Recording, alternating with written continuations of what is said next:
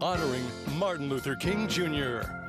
WSAV presents live coverage of the Savannah Martin Luther King Jr. Observance Day Parade. Good morning and welcome to the 44th annual Savannah MLK Observance Day celebration. Today is the moment we've all been waiting for, the big parade. That we've been waiting for all year as we mark the 95th, what would have been Dr. King's 95th birthday. Such significance in that, in his legacy this year, and we've seen that through celebrations leading up to today. Now, before we go any further, I just want you to know that this is Edward Moody's first time sitting here at the desk for this parade. He's been in the parade on the street, hopping off and on to floats, and for the past several years. You know this man in the middle, the man, the myth, the legend, former Savannah Mayor, Dr. Otis Johnson. I can say so many things about you. So many. Author, educator, former musician, historian. What else is there? Well, thank you so much for all of those accolades. But it's just a pleasure to be here today, and it's a wonderful day for a wonderful parade.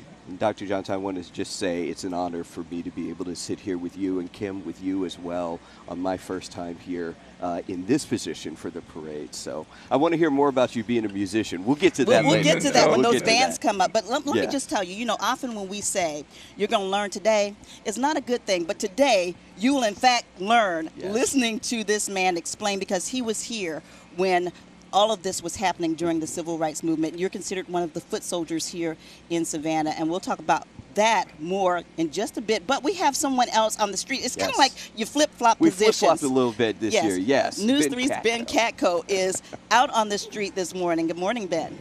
Hey, good morning there, guys. Yes, we flip-flopped this year, Edward and I. I traded in my nice shoes for like a brand new pair of sneakers that I think I'm going to put some mileage on here today, running up and down the street. So we just started the parade. Obviously, it hasn't made it to us yet, but we're on MLK. The street is closed in both directions. There's plenty of people lined up here for several blocks past where we are. This is a big deal. People love coming out here on this day to celebrate this day, to celebrate the life and legacy of Dr. King. And honestly, I know we have a great setup. We do.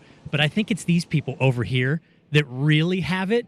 They pulled up, parked right next to the road. They got their own little spot there. That's the ideal thing, because there is no parking around here. We just saw a car get towed. So that's how you know the parade has just begun. Things are winding down as far as traffic goes out here, but things are picking up as far as spectators go out here. So I'm looking forward to today. I'm hoping we have a great day out here. You certainly can't complain about the conditions out here. It's a beautiful day for a parade. Back to you guys. All right, thank you so much. Beautiful indeed. And should we thank Alyssa Carsley for this beautiful weather today? Because, you've been out here so many years where it's been cold, it's been wet.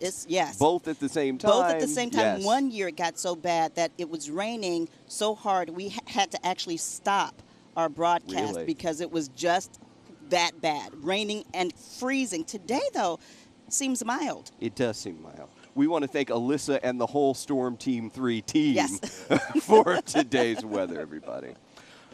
So right now, Mayor Johnson, you're layered up.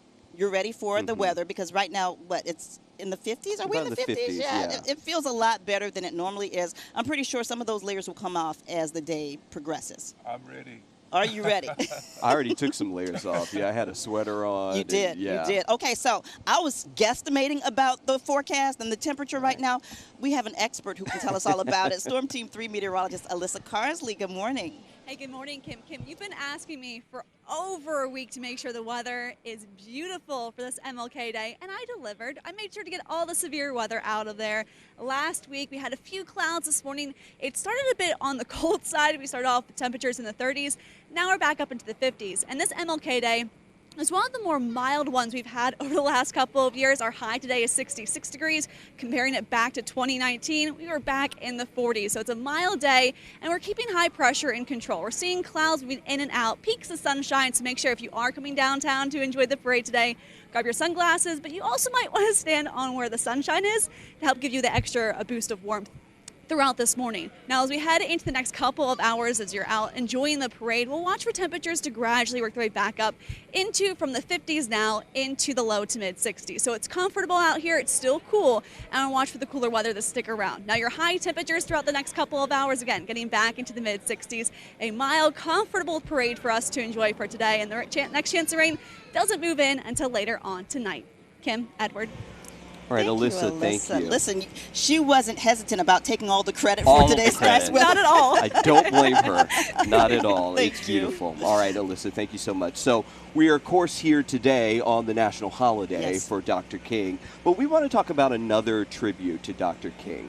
So after his death, his wife, Coretta Scott King, established the King Center. That was back in 1968. The center is in the Sweet Auburn district in Atlanta, where MLK grew up. Atlanta Bureau Chief Archit Seshadri takes us there to learn more about King's life. Every year, thousands visit the historic Sweet Auburn district in Atlanta, which houses the King Center, the Ebenezer Baptist Church, and Martin Luther King Jr.'s home.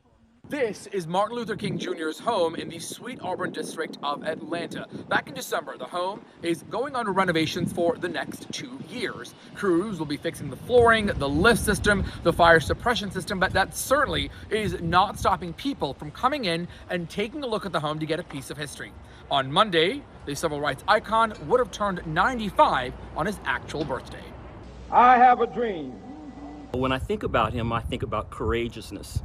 Dr. King was not the biggest man, but he had a big voice, and he had an even bigger heart. So he made sacrifices, as I said, for people, traveling the world, time away from his family. King was the pioneer of the civil rights movement, pushing for change through nonviolence for all Americans. His mission was equality for all people with regards to this country. And this country has a terrible history of slavery, of not paying people the hourly wage. He was killed fighting for garbage workers. Martin Luther King Jr. was shot and killed in Memphis at the age of 39. This area here in Atlanta, Georgia, is the Martin Luther King Historical District.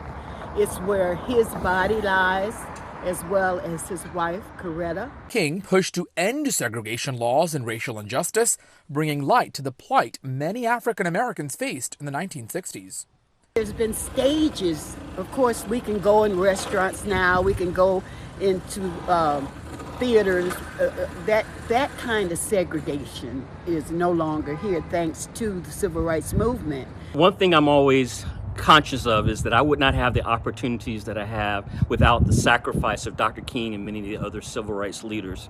King's legacy lives on today across Georgia, with streets, parks, and museums named in his honor. Reporting in Atlanta, Archit Seshadri, Atlanta Bureau Chief. Now, we know Atlanta is the birthplace of Dr. Martin Luther King Jr. It's where he preached at Ebenezer Baptist Church, is where now Savannah, the Senator, Reverend Dr.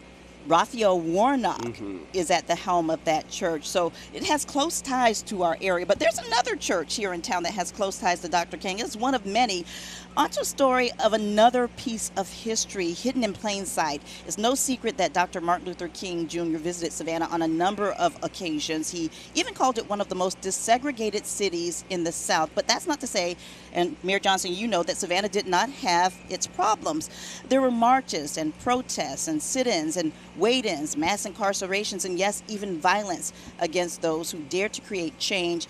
And sometimes history is sanitized, but recordings do not lie. During last year's MLK Day Parade, we aired this video, in fact, of Dr. King speaking at a church in Savannah. St. Paul CME pastor Reverend DeAndre Thurman saw this clip, confirming his suspicion of what had been long considered hearsay, that Dr. King actually stood in the pulpit of his church.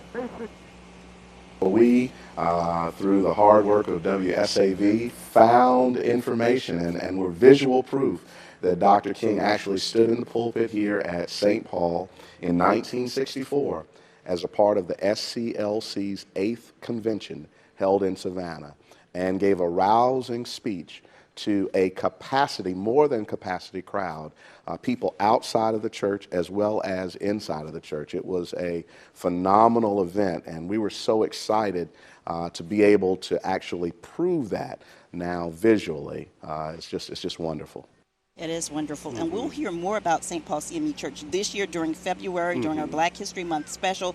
I'll sit down with Pastor Thurman, just in case he's watching again this year. Yes, I will sit down with you this year to talk more about the church and its significance here in Savannah's history. She's coming, yes. I'm coming for you. She is coming for you. All right, the church plays such a key role in the legacy of Dr. King.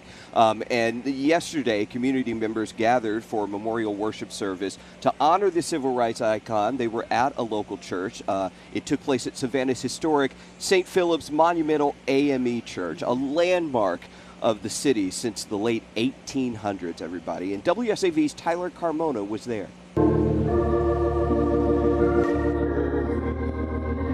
This celebration of life is an annual tradition at St. Philip's. The church has been hosting a memorial worship service for King since 1984. King visited Savannah on multiple occasions at the height of the civil rights movement. Tomorrow would have been his 95th birthday. Those who were in attendance say that recognizing King's birthday is a unique opportunity to bring the community together. We all need to come together, and events like this remind us of our past, but it also allows us to think about how things can be in the future. Milton was one of several local elected officials in attendance at the service. Chester Ellis serves as the chairman for Chatham County's Board of Commissioners. He expressed his gratitude for Dr. King's constant perseverance. I would not be able to serve as chairman if it wasn't for what struggle Dr. King took us through. The memorial sermon was delivered by Dr. Gregory Eason, who's a member of the Martin Luther King Jr. Board of Preachers at Morehouse College, King's alma mater. Frank Pennington serves in the U.S. Attorney's Office. He says King's message represents everything Savannah's all about. Savannah is really built on this great sense of community and this great sense of what it means to contribute to your community in a way that pursues justice and peace for all. And I think that's a great testament to Dr. King's legacy. You know, often during this time of year, we ask folks, what would Dr. King think today if he were here? And I'm not going to ask you that question, Dr. Johnson, but I will ask you this question. What do you think? Because you were here. Yes. You were here during the struggle, and you helped lead the city into a brighter future when you were mayor. So what do you think when you look at the things that are going on? Okay. It is important for us to always be looking forward. When Dr. King was active, we still had a long way to go in terms of just civil rights. Now our challenge is economic rights and the respect that we deserve as a people is still the challenge to come. So on this day, I hope that we continue to make a commitment to carry on the struggle so that we don't go backwards, but keep our eyes forward, because the challenge now is economic and political equality, and we still don't have that. And you know, I think not enough people talk about that part of Dr. King's legacy, is the economic equity in his legacy. You know, he was in support of a universal salary, a universal pay. That's correct. Yeah. The idea of the beloved community, which Dr. King talked about, was to address the issues of poverty, racism, and militarism. And those three evils that he talked about are still with us. We still have unnecessary poverty in the richest country in the world.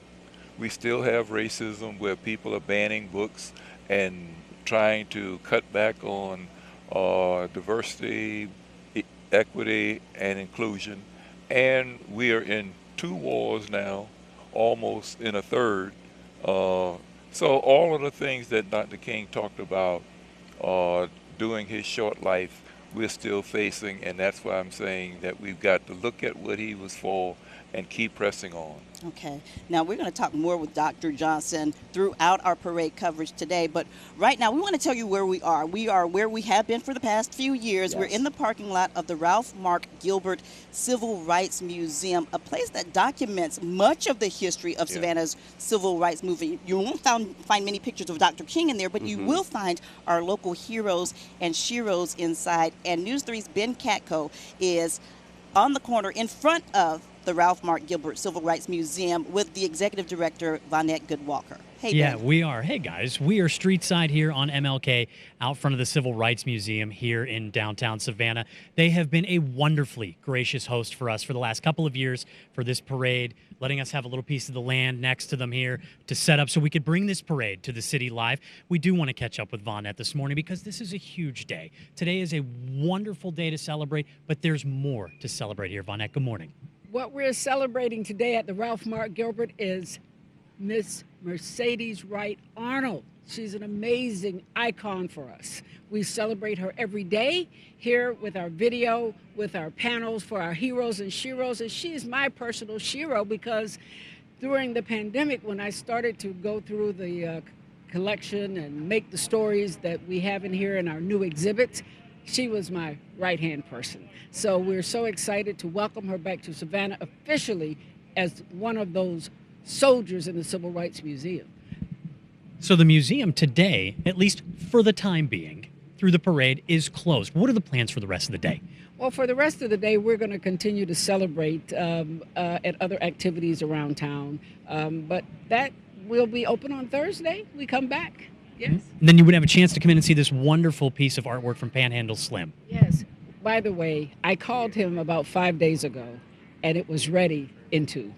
He's just an amazing artist, and we thank him. There is another piece in the museum of Wesley Wallace Law that he did for us. So this is a companion piece, so the two of them can have those heated battles that they had during the Civil Rights Movement.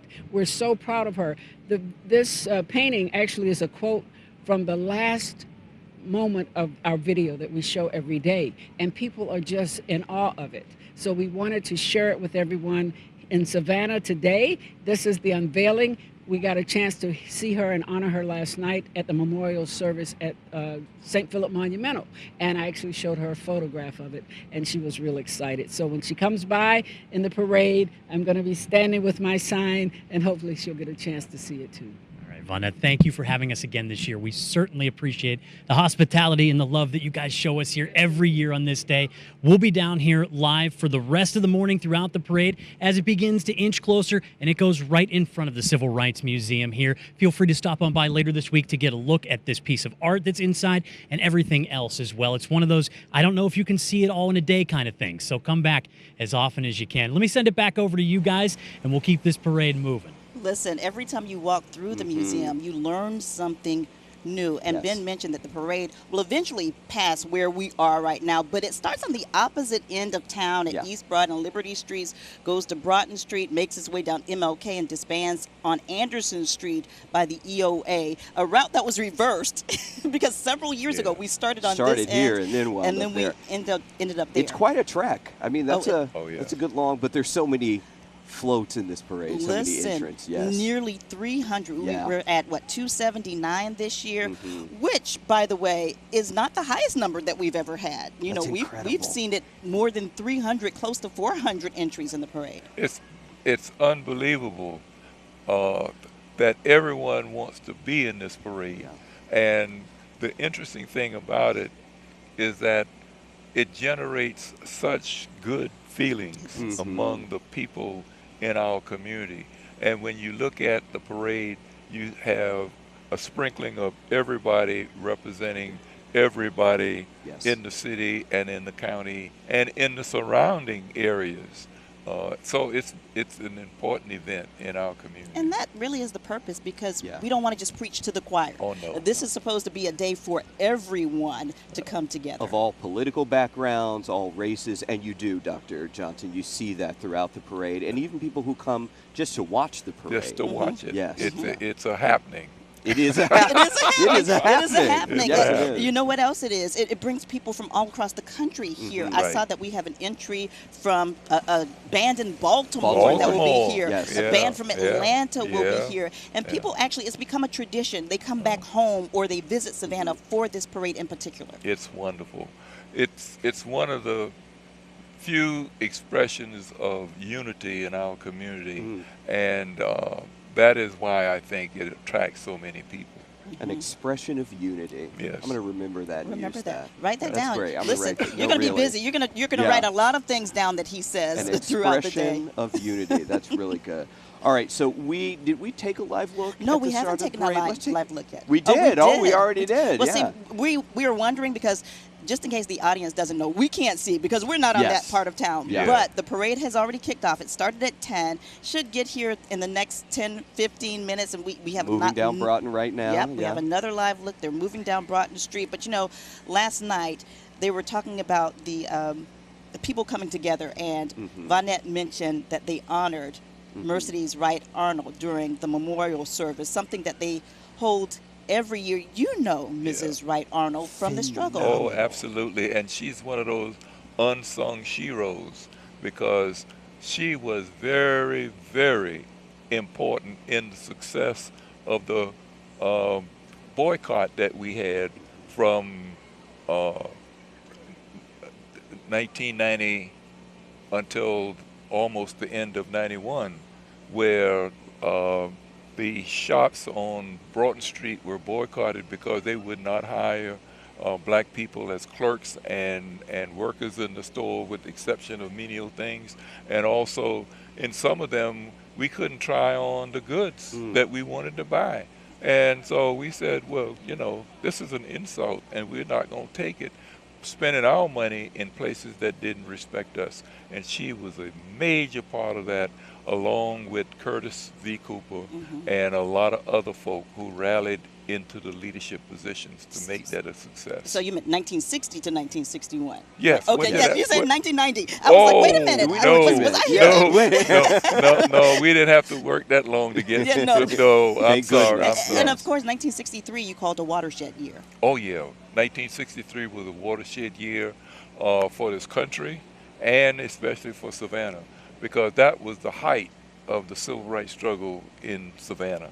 And it is when the folks who were in power at the time decided that they didn't want Savannah to be like Birmingham and some of the other cities. Even Albany.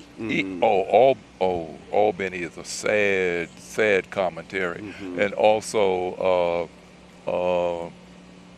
the emphasis was on nonviolence, and a lot of times we had hotheads who didn't really believe in nonviolence, but they were checked. And so Savannah desegregated, and I don't use the term integrated, and we can maybe get into that a little later. Yeah, you can, because I learned one year when I said that word. The difference. It's a difference between desegregation and integration. And so 1963 was the watershed year in Savannah and in most of the country. Okay. All right, let's talk about... go ahead, Dr. Then Johnson, yes. we can't forget that that's the year of the March on Washington. Yes. Cannot, yes. Can't forget that. And speaking of the March on Washington, so Yolanda King, the granddaughter of Dr. Martin Luther King Jr. So she's 15 years old, and she has been all over the place, especially this year. We've heard a lot from her. We've seen a lot of her. And I was listening to her on the radio speak, and she's just such an incredible speaker and so well communicates her grandfather's legacy. So we actually have a special that is coming up about Yolanda King, Dr. Martin Luther King Jr.'s granddaughter. Now, he inspired millions around the world, and now his only granddaughter, Yolanda, is aiming to pick up where he left off. Her name is Yolanda Renee King. She has released a new picture book, We Dream a World. It's a tribute to her celebrated grandparents. Donna Terrell caught up with Yolanda at Spelman College in Atlanta, where 5 generations of King women attended school. let's talk about the book. What inspired it? Well, I think that for a very long time, we've needed a message to the world of what type of world we can have. And I think that if you look at movements, it's led by young people. I know it is my duty as an American to use the platform given to me by my grandparents' sacrifices to uplift the voices of my peers. I think I've always had a concern about these issues, and I've always heard his speeches playing around the house. This socially engaged 15-year-old has been sharing her message to large crowds for years now. At 15, she's already been doing it for years. That includes with her mother and her father, Martin Luther King III, at the March on Washington. Now, speaking last year at an MLK program at Clemson University, she took on tough issues like homelessness and violence. The young changemaker says in her granddad speeches and books are the answers to reimagine his dream. And you know, she's named after Dr. King's oldest daughter, the late Yolanda King. So Yolanda Renee King is the granddaughter. And you know, when you think of the legacy of the King family, you cannot forget about Coretta. That's one person that she also features in this book. She says this is a tribute to her grandparents because, as Bernice King mentioned, Reverend Bernice King mentioned on social media, her mother was not a prop. Her mother was very active in the civil rights movement, even before she met Dr. King. Yeah. It is amazing that they came together in Boston when both of them were students. Wow. And it's so much of it seems to be just destiny, because you have this young lady at 15 doing what Dr. King was doing during the early part of his life, and there's a legacy there. It's in the genes, so to speak. It really is. Because her great-grandfather was very active in Atlanta. And so they come from a long line of people who saw injustice and said, no, we have to fight this, and we will do it individually, collectively, and in any way we can, but it must be challenged. And she is carrying on that legacy. And Dr. Johnson, I love that you bring on it's in the genes, because I was thinking at 15 that's such a heavy weight, that legacy to carry. But remember, she does Dr. it King with at grace. 15, he was headed to Morehouse College. Absolutely. Yes, so he was getting ready. Yeah, he was. And we have a special. NBC is running a special tonight. That's at 7:30, I believe, right here on WSAV with Yolanda Renee King. And you know, it's a great time to take a break right now. We have so much to talk about when we come back. Stay with us. You're watching Savannah's 44th MLK Parade celebration.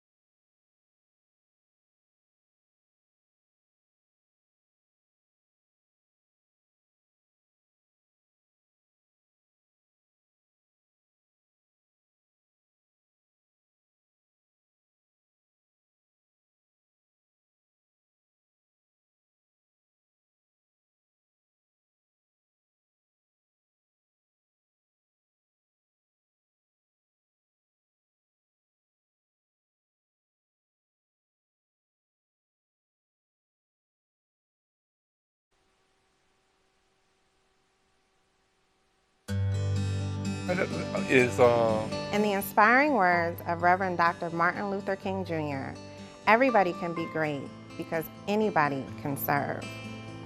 Each day, we all have the honor of living the legacy of Dr. Martin Luther King Jr. and achieving greatness through our service to others. I've always been so inspired by the power of Dr. King's ability to stay positive and give hope during such trying times.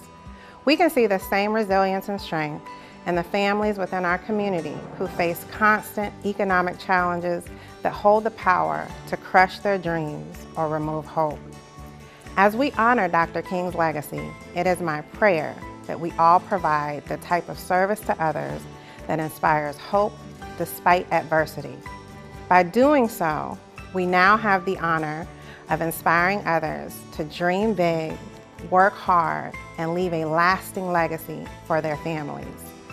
When we all do our part, we can help others find hope and see a brighter future, much like Dr. King did for us. And that was Jennifer Grand, the Executive Director of Shelter from the Rain. She's also WSAV's 2023 Remarkable Woman of the Year. She had a chance to go to Los Angeles and be celebrated and tell people more about what she does for single women and families here in our community. Yeah, those single mothers. She is a remarkable woman, she helps so many people. Now, she started out her vignette with a quote from Dr. King. And of course, we're going to hear quotes all day long. One of my favorites is, and it goes something to, and I'm not quoting him directly, but something along the lines of any time is the right time to do what's right. I love that quote. Dr. Johnson, do you have a favorite Dr. King quote? No.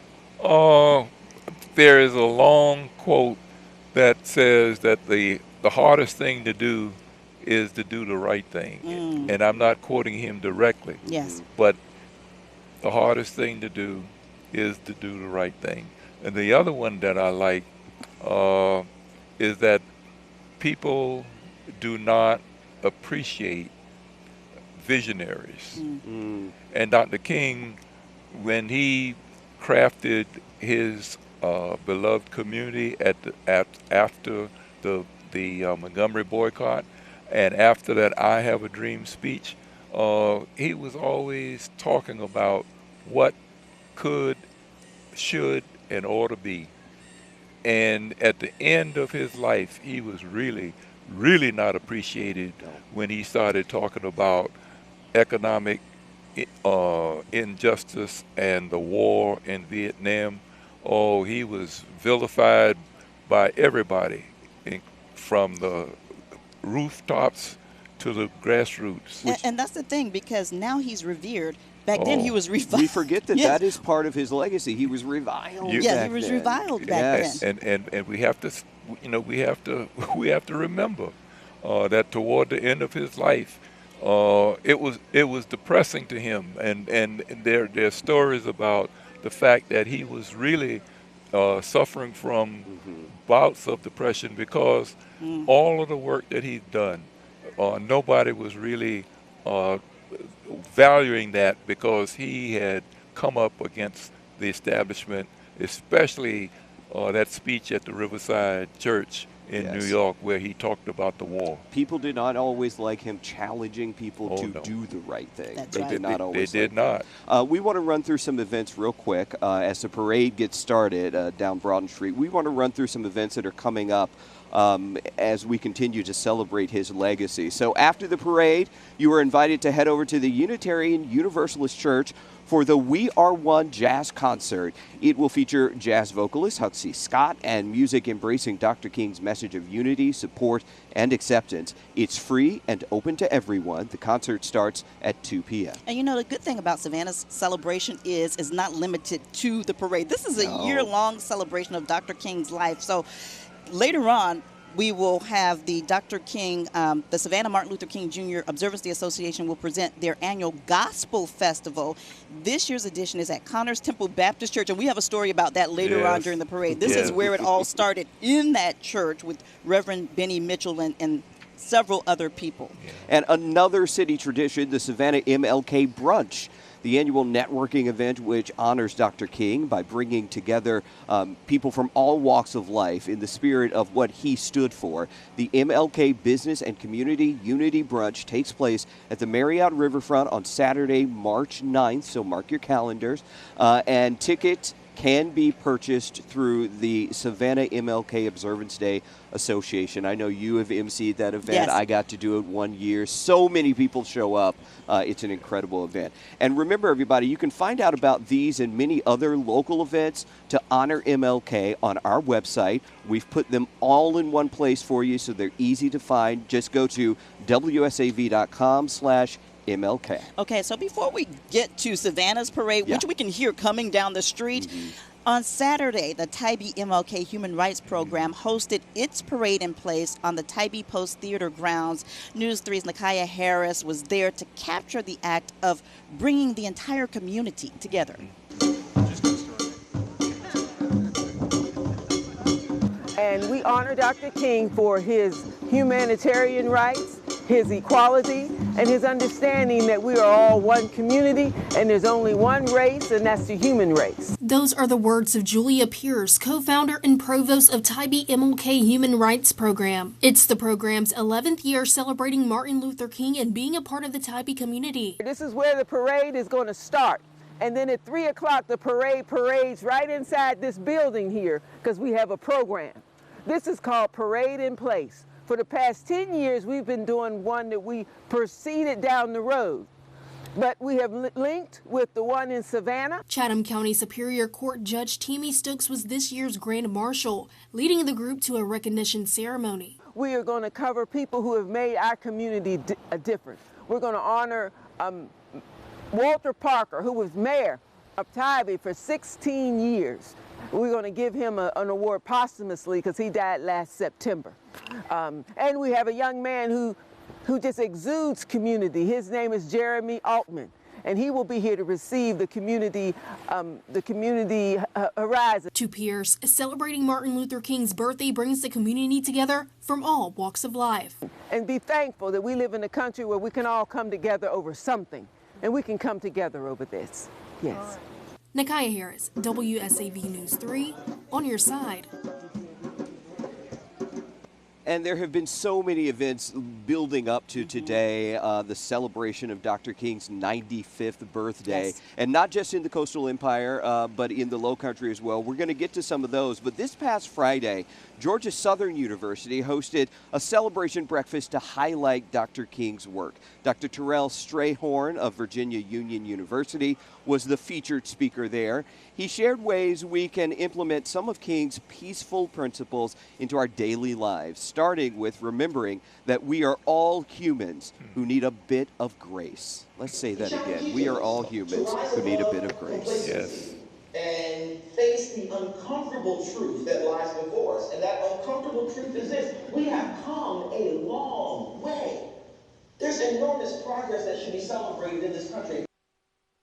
And he did take that moment to celebrate our society's racial progress and how far we have come to reaching Dr. King's peaceful means of social justice. But I want to say that again. We are all humans. We are. Who deserve grace, and we deserve to grant other people grace. And I think we don't see enough of that. Dr. Johnson, what do you say on that? Granting grace. I think that's an important thing.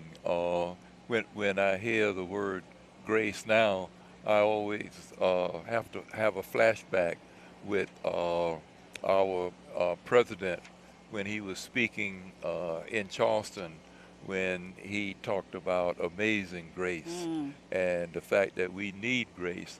And especially now, this country is at a crossroads, and we are not respecting each other the way Dr. King taught us to respect each other. And we need to be really concerned with where we are going and the kind of things that we are saying to each other. Correct. I agree wholeheartedly. Now, Yes. Edward, you mentioned something about us talking about events in the Coastal Empire and Low Country where there are plenty. As you mentioned, this is the happening spot. So Bluffton yesterday was the happening place in the Low Country. Bluffton held its 39th annual MLK banquet over the weekend. It actually happened on Friday. The event celebrated the contributions of community leaders and the many achievements of those working to transform the dream.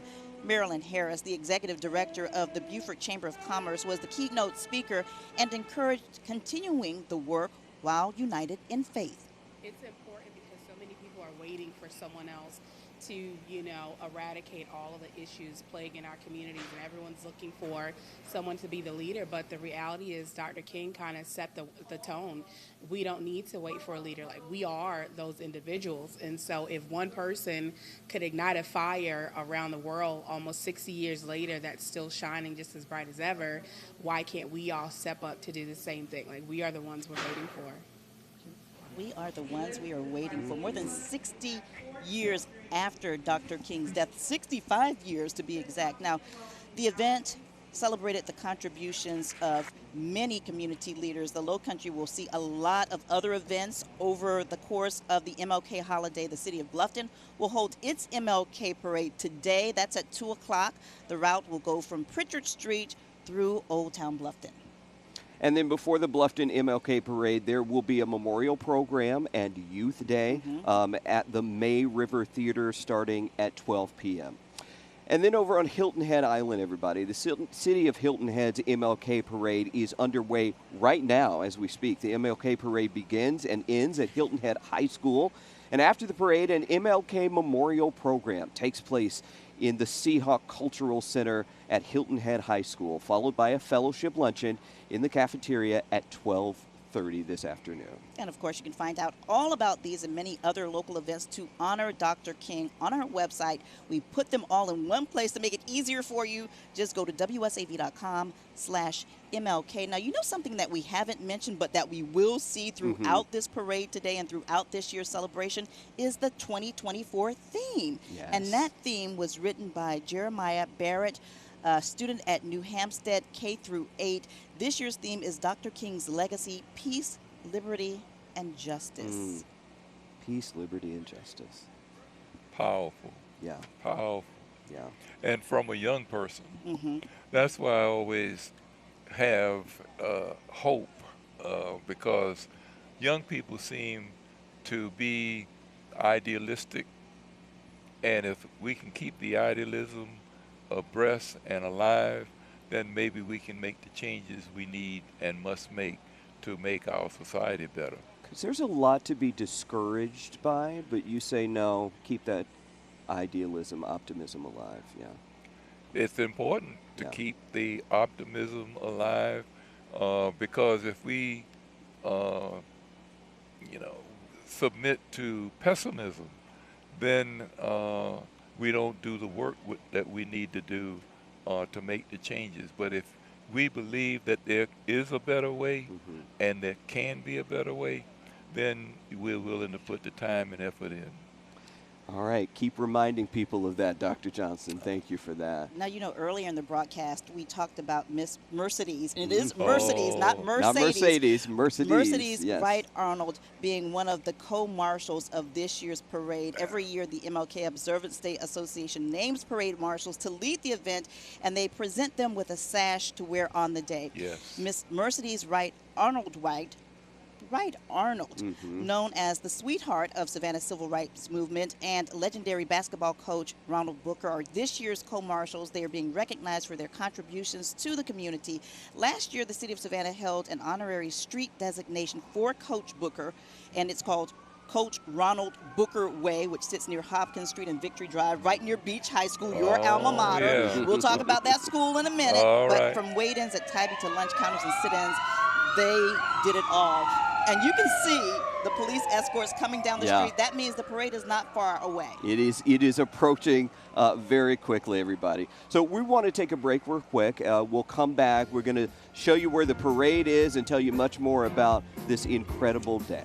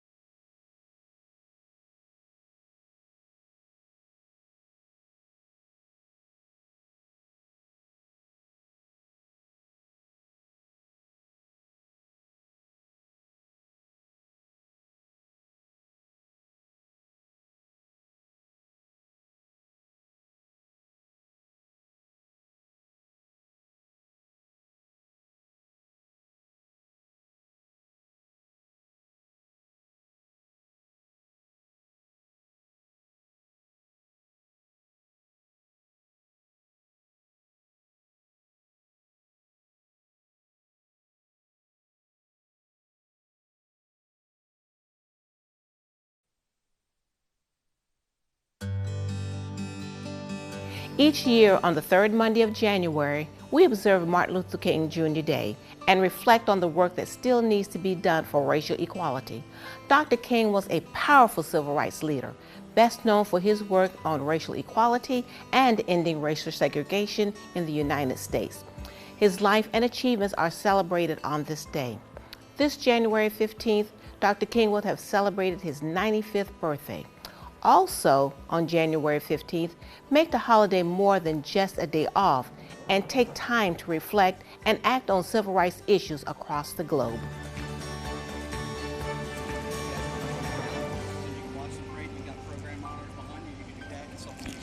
And you just heard from the president of the MLK Observance Day Association. That was Deborah Adams. She had been a part of the organization for many, many years. And 3 years ago, she slipped into the helm of the organization. And now she is leading this big celebration, which, you know, that parade is one of the highlights. But there are so many events that go on through the year.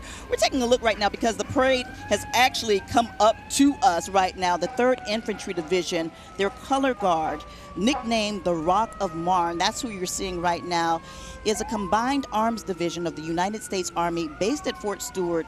It is a subordinate unit of the Airborne Corps under U.S. Army Forces Command. And following up behind them, and you can see the fire chief right there crossing the street, we have the Savannah Fire Department with Fire Chief Kitchen.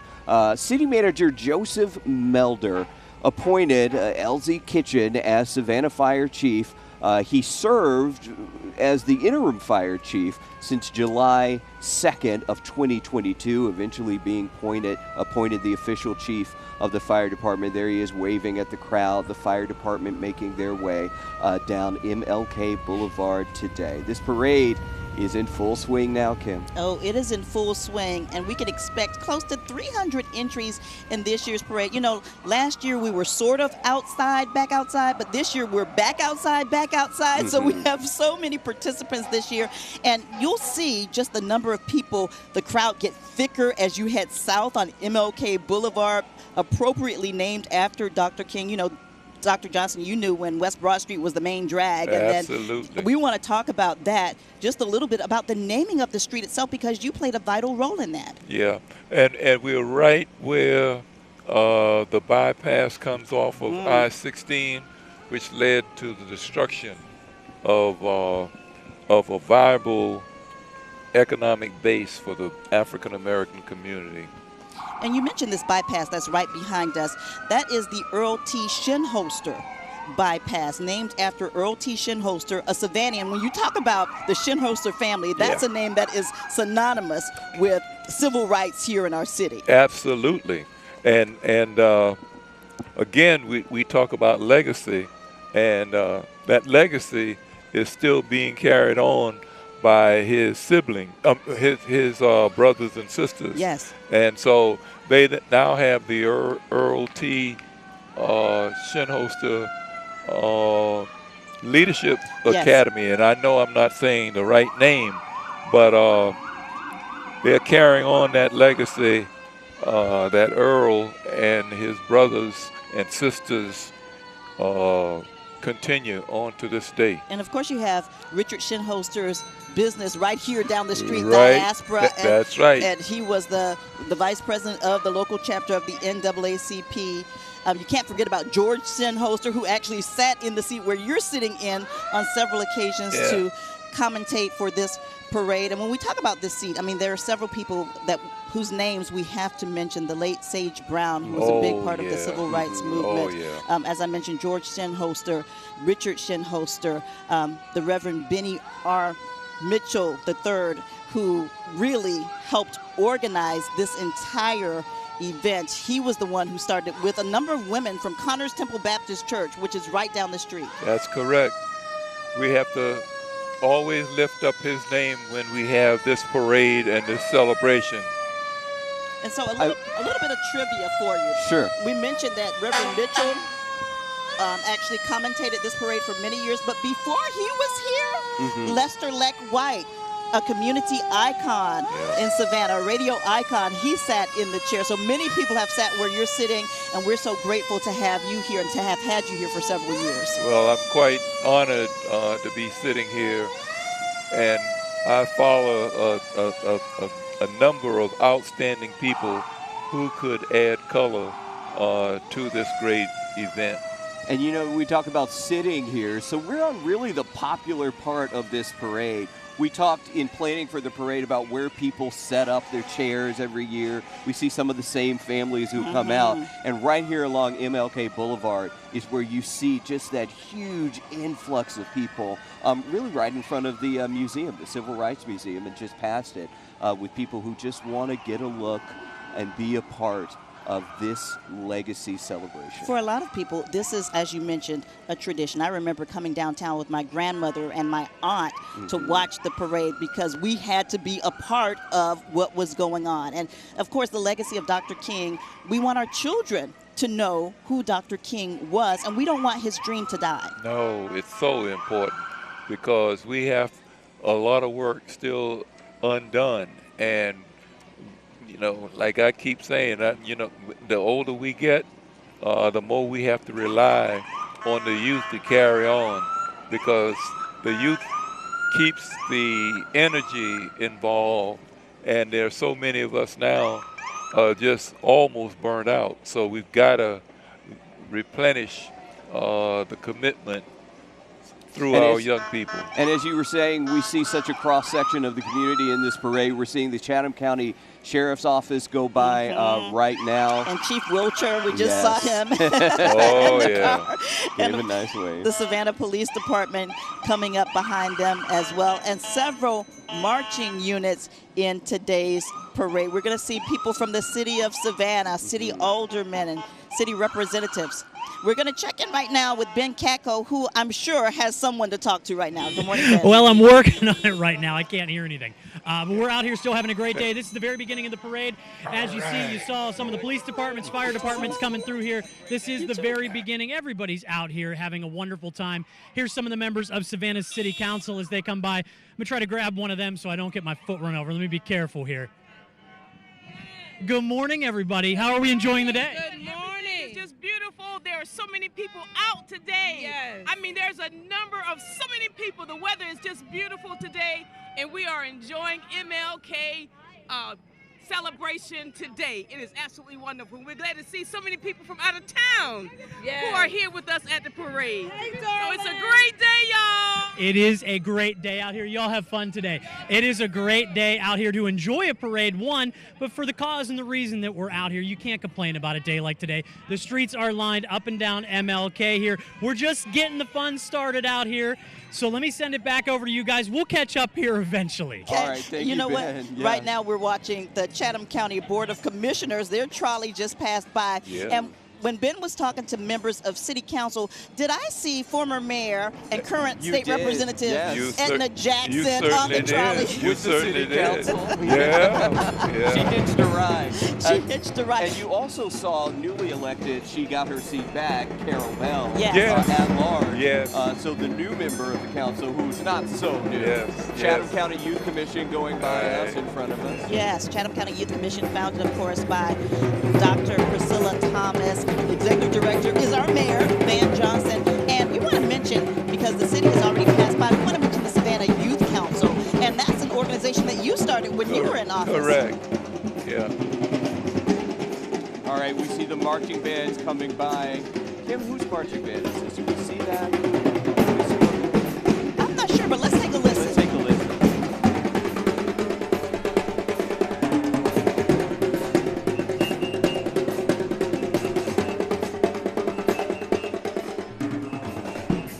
Love to see that. We, of course, see the youth coming out in that marching band right there, followed up behind them.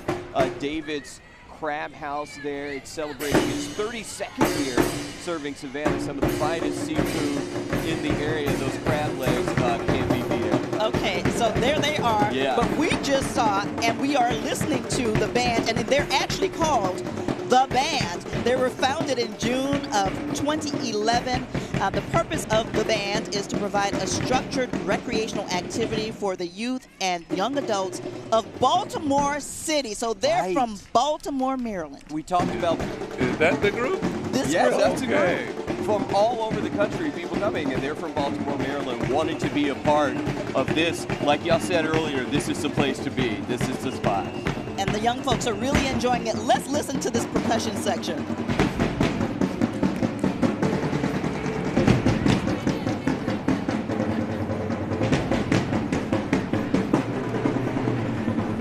You know, they say that their unique percussion ensemble brings an immeasurably vibrant presence to parade goers, and yes, they do.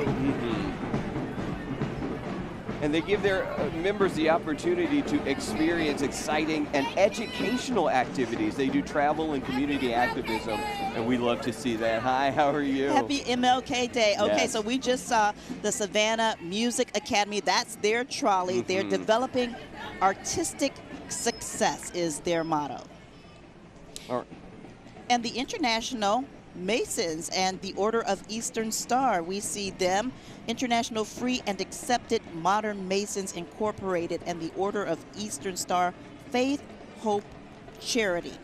They were founded back in 1950, and they believe in the fatherhood of God and the brotherhood of man, and it is their duty and obligation to feed the hungry, clothe the naked, and help where they can. That's wonderful. Quite a representation from them today. Here they are going by, wave, hello, hi everybody. And you know, they do a lot in this community. Sometimes we see them in the parade having fun on those little mobiles and all that stuff, but they do so much to help the community. They do, and I've been out on the parade route in those little mobiles. I hitched a ride one day with them. Yeah, it was a good time. All right, and there is followed up by the International Freemasons. We said them. Adams Funeral Services also in the parade today. Okay, so we're taking a look at number 12 now, Growing in Grace Ministries. And this is a diverse, multicultural ministry reaching the world one person at a time. Pastor and Lady Cutter head up that church. And that's Pastor Rodney Cutter there in that drop top. Corvette. We see you in the Corvette. Pastor. Yes. Love to see that. All right, and now Growing Grace Ministries, we have them in the trolley as well right there, all their They're members. like, can we get a ride? Can we get a ride? In the drop top. We see them. Ah, yes. All so many young people on that bus. Yeah. We love to see that from the spiritual community as well. And that really is the focus, Dr. Johnson, is to pass on the knowledge that we have to younger generations so that they don't repeat the problems of the past. Oh, we see Amari Adams, you know, Adams Funeral Home. Back in the day, he was known as the youngest in charge. You remember when he was DJ AAA? Yes, ma'am. And now he is Amari Adams, part owner of Adams Funeral Home with his father. Four generations. Which is incredible. It is. They say they serve the community with integrity and dignity. We believe that their loved ones deserve the best and will always have that at Adams Funeral Services. All right, and followed up by Chatham Parkway Subaru. He's the only black-owned dealer with 5 locations in the Coastal Empire. Pittman Enterprise Automotive, Lexus, Chevrolet, Toyota, and of course Subaru right there. All right, as we continue to look at the parade there, we're only up to 14, we're only remember. up to 14. We have 200 and some yes, we do. To go, nearly 300 We'll be to here a go. while. We will be here a while. All right. And so followed up by them, there is Connors Temple Baptist Church. Yes. Connors Temple, helmed by Bishop Thomas J. Sills, the senior pastor there. The 2023 Family of the Year. Beautiful to see Connors Temple. And we know the Sills family. We appreciate everything they've done in the community. He used to pastor at Sweetfield of Eden over in Pinpoint, and now he's the pastor of Connors Temple. And we were talking about Connors Temple because we have to get in that story of how this whole parade, this entire celebration and the organization started with a group of women and the Reverend Benny R. Mitchell in that church. That's right. And we're sitting here on MLK Boulevard, and we're sitting with the right person, Dr. Johnson, because Dr. Johnson, you were a big part of renaming this street, which was once known as West Broad Street. Well, we wanted to have a fitting legacy in our city of the fact that Dr. King and what he did led to where we are now. And Dr. Benny Mitchell was one of the leaders, and I like to say that the African American community took this holiday because in the early days, the powers that be did not want to celebrate the birthday of Dr. King. And so we encouraged the families of school children to take that holiday. Many people who were working took the day off. And so sooner or later, they realized that they had to do something. And the city then created the day, and then later we know that Congress passed a national day of memory. And so it was a continuation of the struggle. And I want to point out, we saw Judge Lisa Goldwire Colbert. Yes. She is with the Superior Court. But here listen, in Chatham not only County. does she sit on the bench, she actually started a double Dutch organization here that I'm a member of, but I'm not active. Oh, come on. Listen, I tried it a couple of times, and the way my hair appointment is set up, I just couldn't continue. Fit that in. I Couldn't think we need to see that video. Okay. Now, Ben is on the street, of course, with someone else to talk to this morning. Good morning, Ben. Hey guys, we're back out here on the street. We're about 25 or so in. Who's counting anyway, right? We're having a great day out here. The streets keep beefing up. I want to catch up with these kids because look at this. They brought a trophy. You got to interview some champions. Anytime you find a champion, take a listen. All right, let's catch up with them now. Hold on, I don't want to interrupt. Hey, you guys having fun today? Let me hear it. Yeah, we put the whole AYF on notice.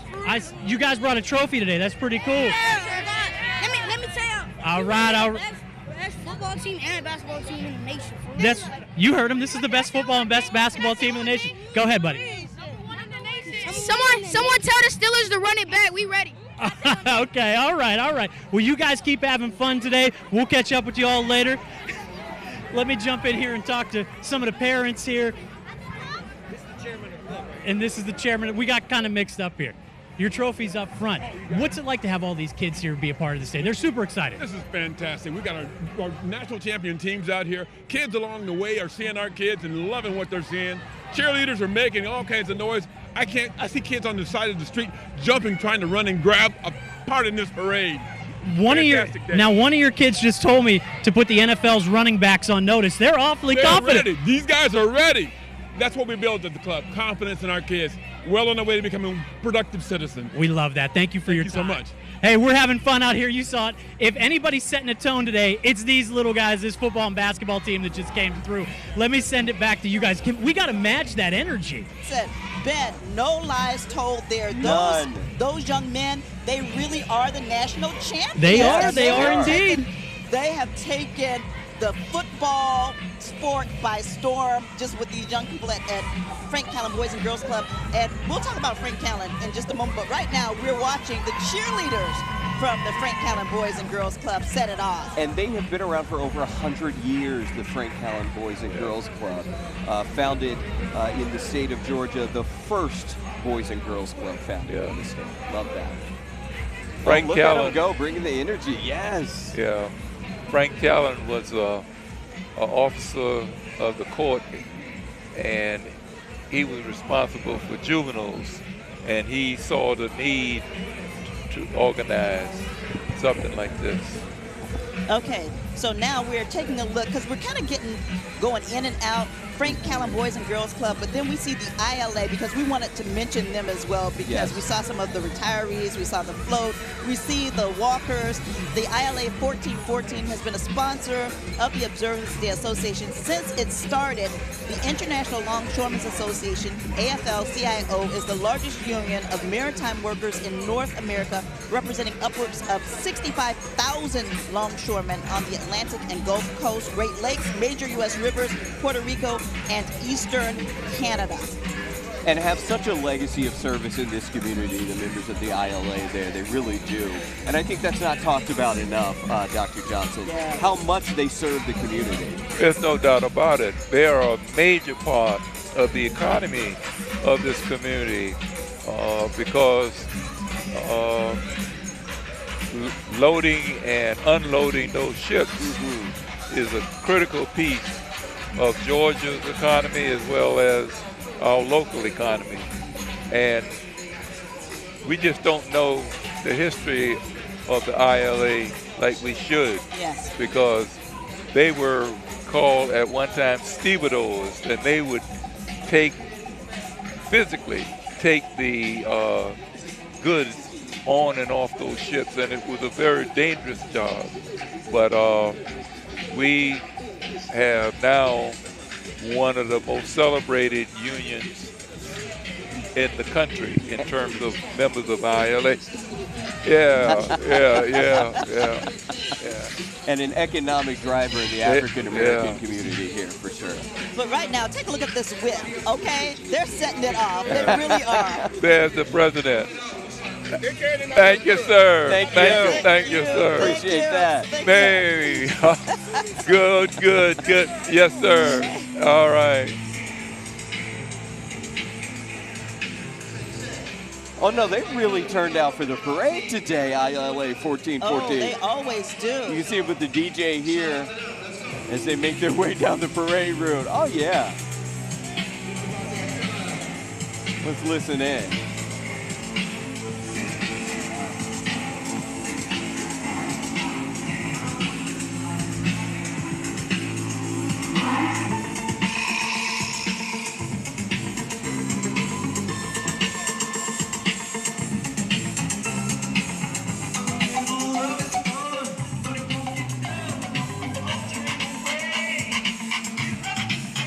See, now I wish y'all could see Kim over here. She wants to dance. You know you want to get out there now. Listen, just give me a beat. And look at the guy on the skates. Yes.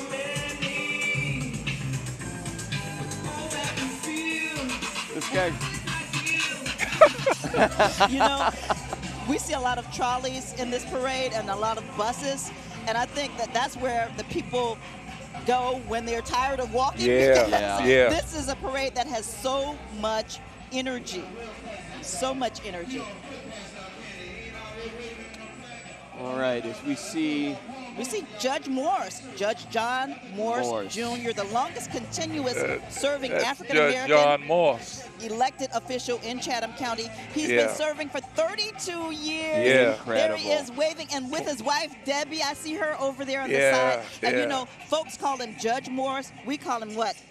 Poncho. Poncho. That's it. That's right. All right, and here we have the parade marshal's car. Oh, Miss Mercedes right. Yeah.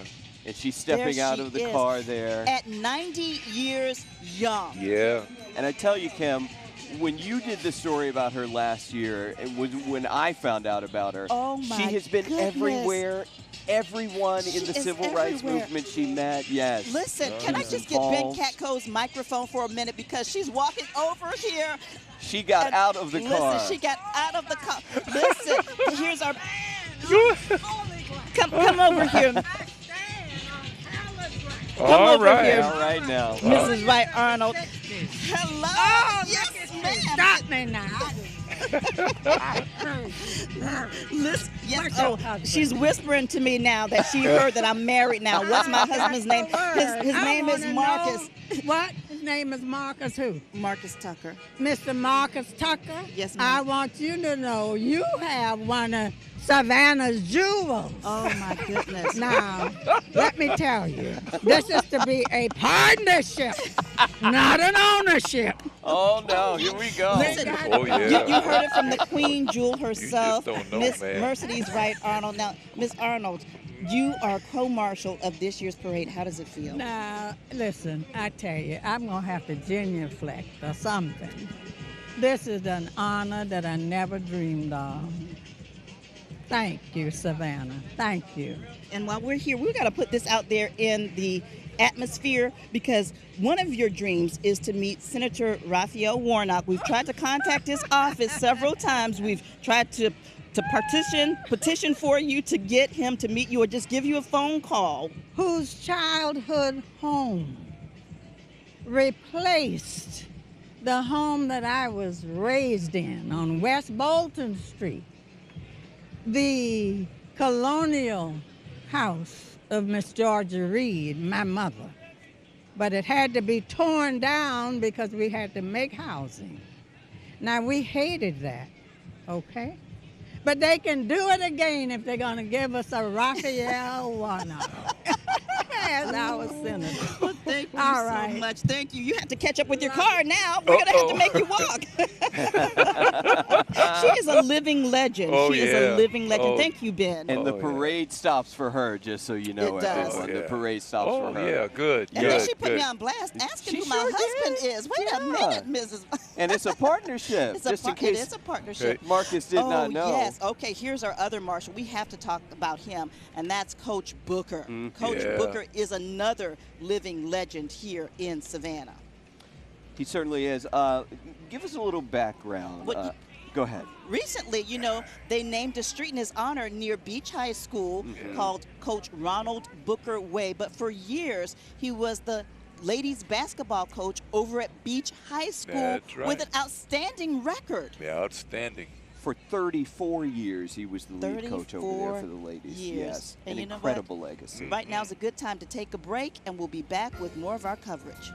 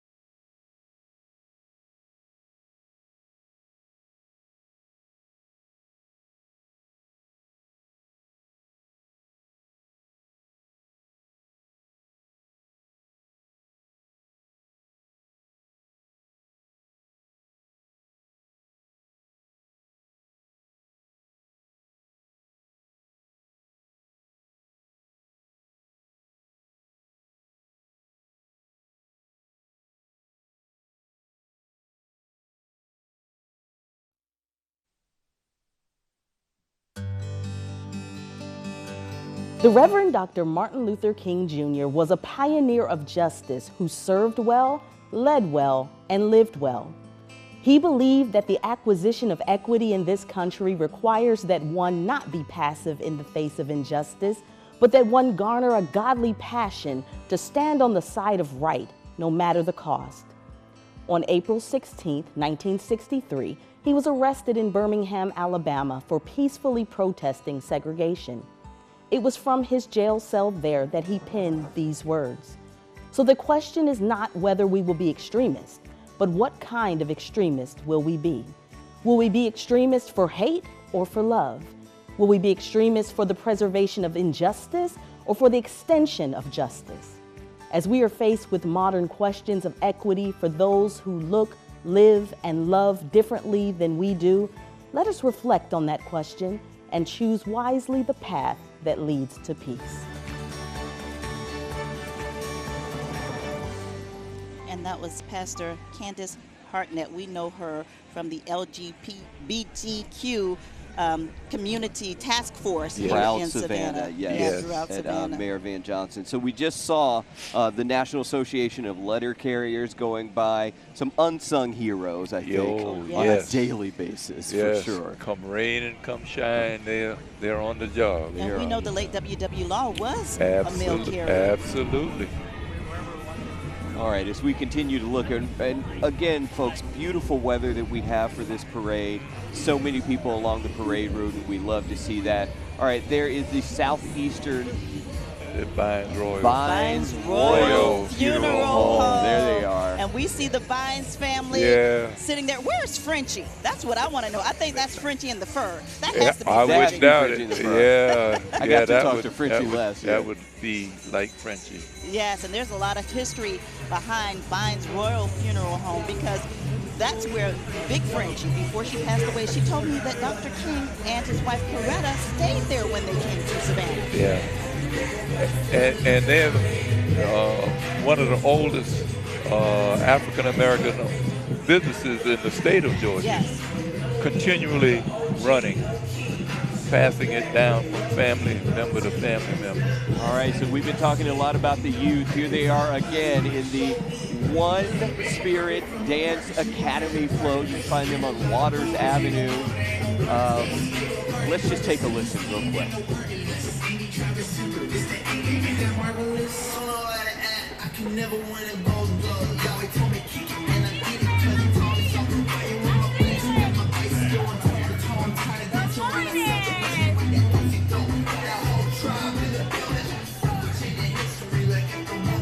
You know, the young lady in the front, that's Kalasia. She danced with Rashay at Savannah Arts Academy and at Garrison School of Performing Arts. But One Spirit was founded by Donna Kelly. She's the lady in the back of these dancers, but they do an amazing job each and every year. And of course, Edward Moody, our executive producer of The Bridge, would not let us. She wouldn't forgive us. She wouldn't forgive us if we didn't mention her sorority, Zeta Phi Beta. I was expecting to see Tarsha Bush out here. I was too. Where are you, Tarsha? Where are you, in your Tarsha? blue? Yes. We love to see them as they make their way down the parade. It's so nice that there are a lot of activities to engage our young people, because we don't need an idle mind, because that's the devil's workshop. That's right. So it's wonderful that we have these organizations that are concentrating on our young people. Now we see Judge Tammy Stokes there. It's a big day for her. She has an entry in this parade, but just yesterday she had a chance to be a part of Typee's parade as the Grand Marshal. Yes. Oh, yes. Yes, that was very special. And we've seen her move to Superior Court from Recorder's Court. Now here's the Saul C. Johnson Marching Band. Let's take a listen.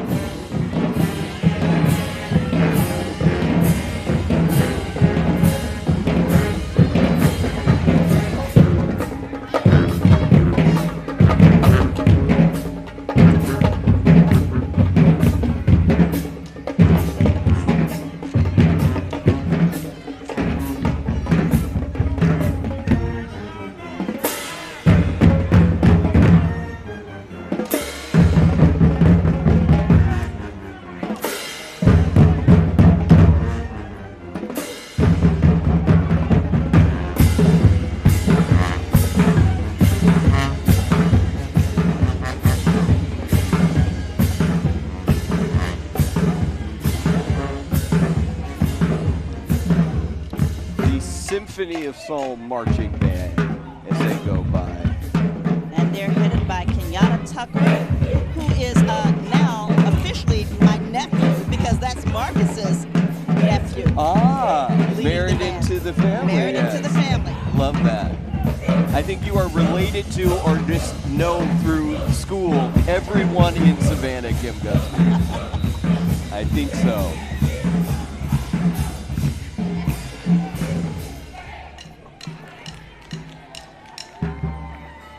We love to see these marching bands going back to what Dr. Johnson was saying about youth and getting them involved and having things for them to do.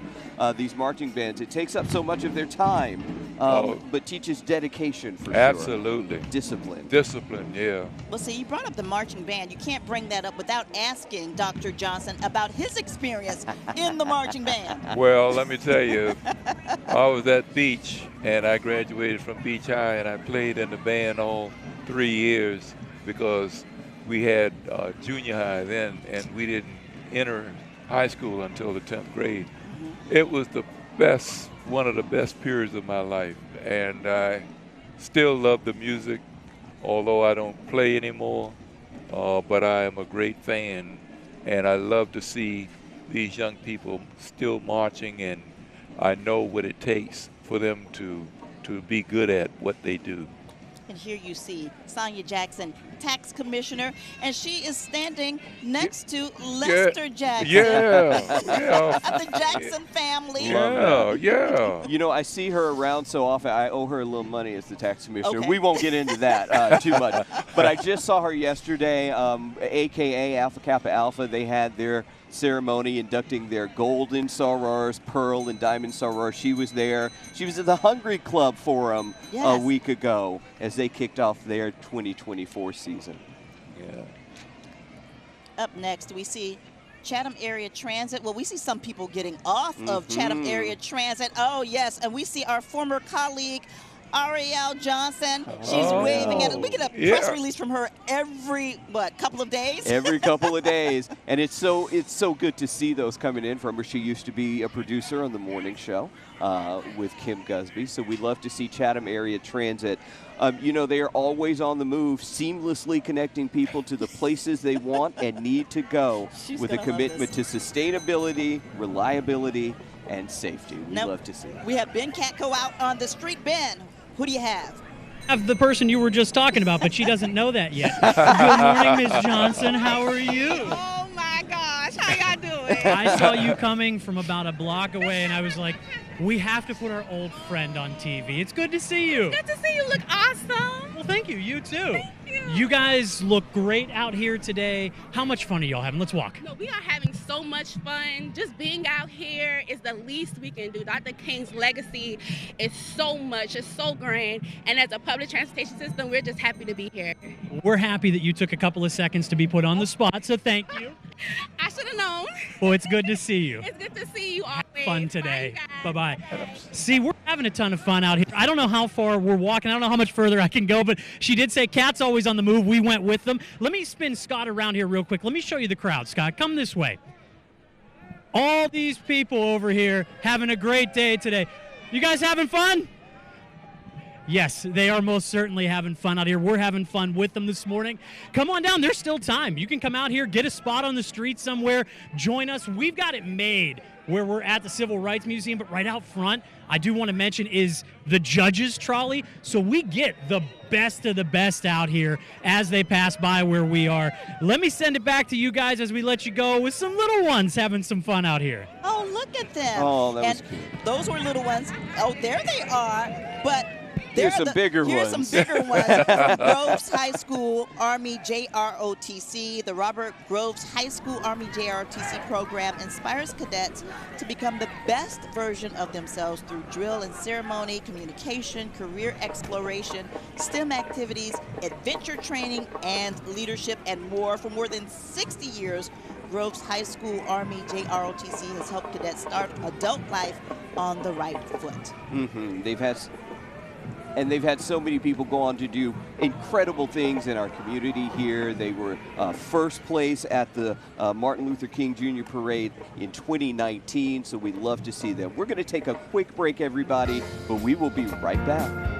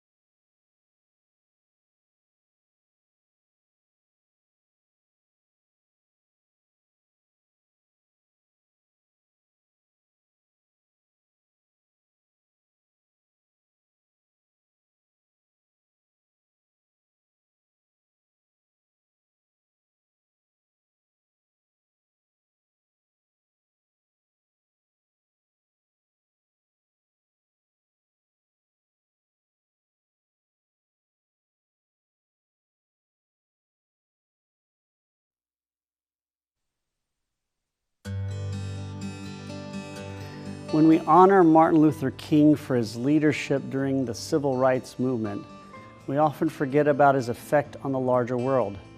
Would there have been a women's rights movement in the 1970s without him? Would Nelson Mandela have had such an impact himself without Dr. King? Would those suffering throughout the world during the ensuing years after his death have had a light to guide them through their trials and struggles? When we honor Dr. Martin Luther King today, let us remind ourselves that his impact has spread throughout the ages in ways that we can never begin to imagine. Today we honor a person who not only changed our country, but who changed the world, and even to this day and through tomorrow, continues to change it.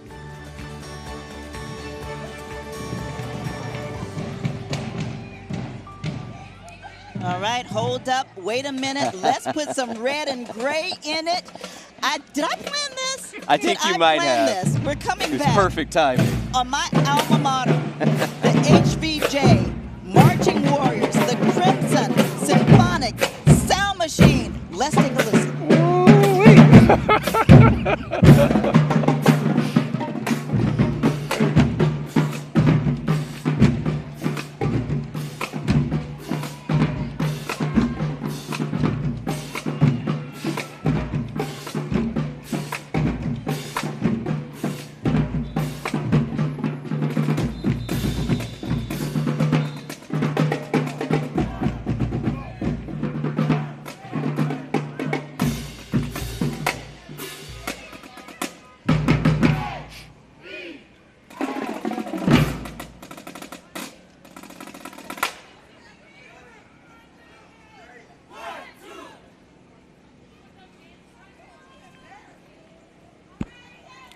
Okay, HVJ. Okay, we're about to see the drum majors perform. Oh, let's go. I know, really, you planned this perfectly, Kim.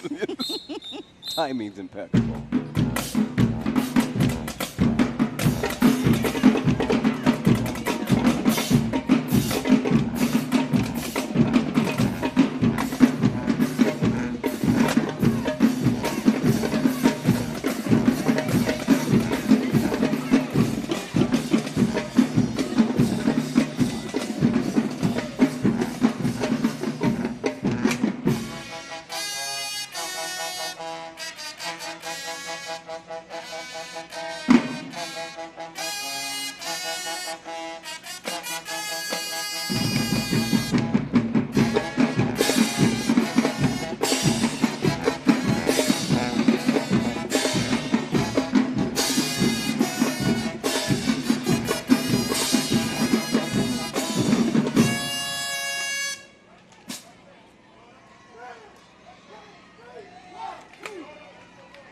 All right, Warriors. Okay, my alma mater, HVJ. I was a cheerleader back in the day. I was going to ask you, Kim, if we were to ask someone you went to high school with, who is Kim Gusby at Jenkins? What might they say? Listen, they might say that she was this shy little girl who never taught. I can't believe that. Except when she was asked a question by the teacher. But I was a cheerleader, ironically. Yeah, how's that work? And I was a pretty good one at that. All right. They might also say that I was the living legend when it came to track and field. The living legend. I'm the only one who calls me right, that. But it's still said, yes. But you know, over the weekend, they inducted their new Hall of Fame honorees, Jackie Cofield, Carla Thompson Lassiter, James Tandy, Van Williams, John Dickerson, Hunt Leaf, Cheryl McCusker, and Robert Walker. You could tell that I was waiting for, I know this is a warrior in front of us right now. And I see you have on your Beach High School jacket, you know, just for Dr. Johnson. He went to Beach as well, but we're warriors. Warriors. Stick together. And speaking of schools in the Savannah-Chatham County Public School System, we were seeing there Dr. Denise Watts, the new superintendent of Savannah-Chatham County Public Schools from Texas. Their trolley is coming up, but she got out of that trolley. She's out on the street. Well, she got out just for Ben Catco. I think she's going to try to snag her. Do we have that? Yeah, he's walking along. He's pacing with her. He's waiting on her to look his way. Yeah, here we go. Yeah. All right, let's get to Ben. Hey guys, good to see you. This is Superintendent Dr. Denise Watts. Hello, welcome to the parade. It is amazing to be out here. Such a beautiful tapestry of people out today celebrating the legacy of Martin Luther King Jr. So you're relatively new on the job. I assume this is the first time you've done MLK Day in Savannah. How is it? It is amazing. I love all the smiling faces. I love being here representing the legacy of Martin Luther King Jr. It is an awesome day. Well, thank you for taking some time with us. We appreciate it. Dr. Denise Watts, the superintendent of Savannah-Chatham County School System. Again, we continue to have fun out here. Could you guys, could we ask for a better day? It's perfect, Ben Catco. Right Yeah. now, we're taking a look at another. Did I really plan this? You really My did. other alma mater, Georgia Southern University. This is the right. Georgia Southern University Multicultural Affairs Float, representing the Office of Inclusive Excellence at Georgia Southern University. Go Eagles! Woo! All right, and following up right behind them is the J.C. Lewis Primary Healthcare Center. J.C. Lewis Primary Healthcare is an award-winning, federally qualified health center that provides affordable and comprehensive primary and preventative care to all people. That includes those who are uninsured or underinsured. And you see their big van following the walkers in the parade. This represents the J.C. Lewis Primary Health Care Center. Their mini motor patrol will actually following them. That's the Omar Temple mini motor patrol.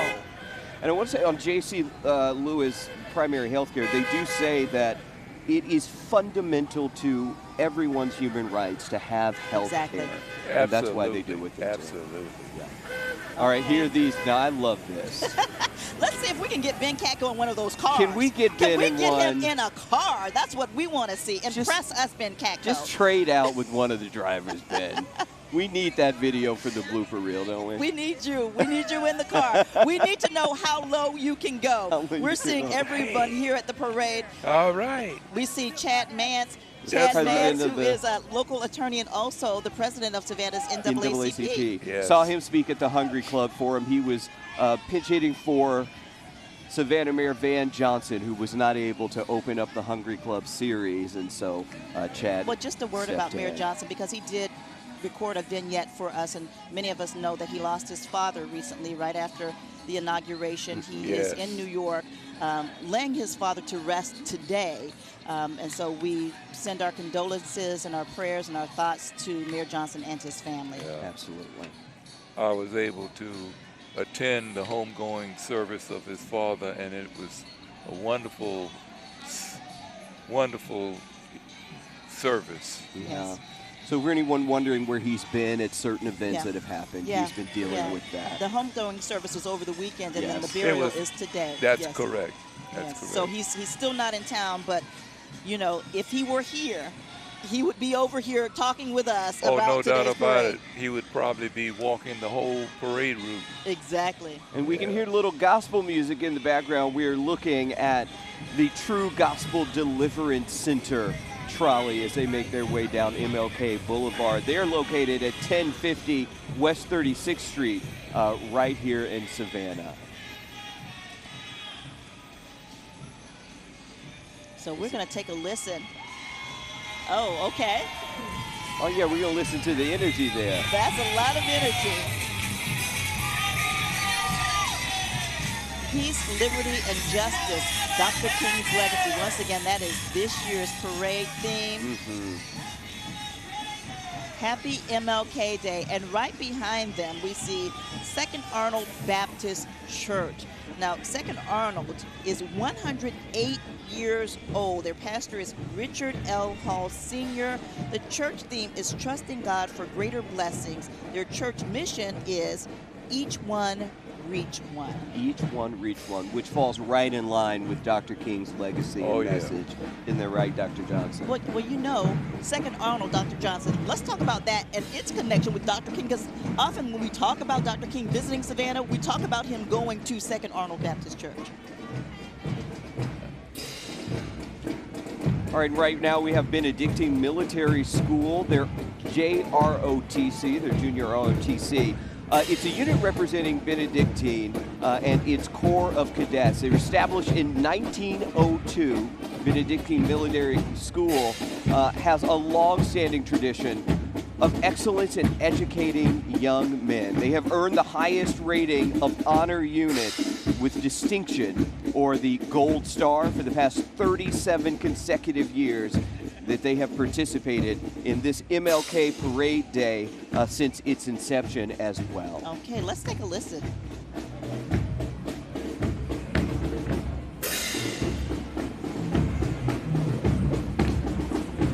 And right behind them, we should see our Bishop Raphael O. Watson, who is the trailblazer for this year's MLK Parade, the celebration. He was honored in October along with the co-marshals. And Bishop Watson is a drum major for the community. He participated in many organizations and served on numerous boards. He's also currently a member of the Sons of American Legion Post 500, a board member for the Martin Luther King Jr. Observance Day Association, serving on the Finance Committee, co-chair of Education Committee, Gospel Fest, Unity Luncheon, and Parade Committee, and currently he serves as the chair of the Memorial Worship Service. All right, and right behind them as we see First Jerusalem Missionary Baptist Church as they go by. They're celebrating 132 years of praising God and sharing fellowship. We wanted to get them in before we take a quick break. We will be right back with the Martin Luther King Jr. Parade in Savannah.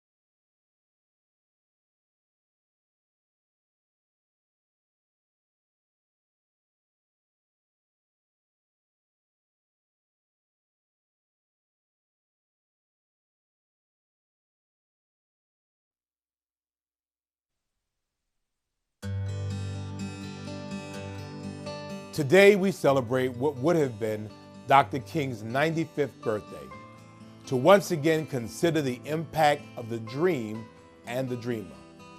Strangely enough, as much as things have changed, some things seem eerily similar to the days almost 56 years ago when the assassin's bullet ended the physical presence of the Reverend Dr. Martin Luther King Jr. Wars on foreign lands, economic instability, and apparent lack of stability, a nation in crisis. We are still buoyed by the groundbreaking work and testimony of Martin King and those who work to ensure that people are judged by the content of their character and not by the color of their skin. In Savannah, we still believe in nonviolence in our thoughts, words, and deeds. In Savannah, we still believe in civility and kindness. In Savannah, we still believe in equity.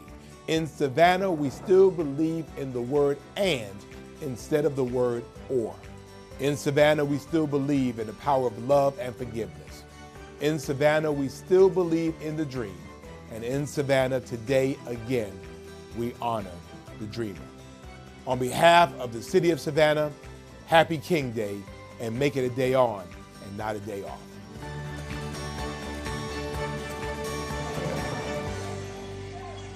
Exactly. That's what it's all about. A day on and not a day off. Not a day of off. service Yes. today. Yes. Let's All right. take a moment to listen to the Knights, the Windsor Forest High School Knights.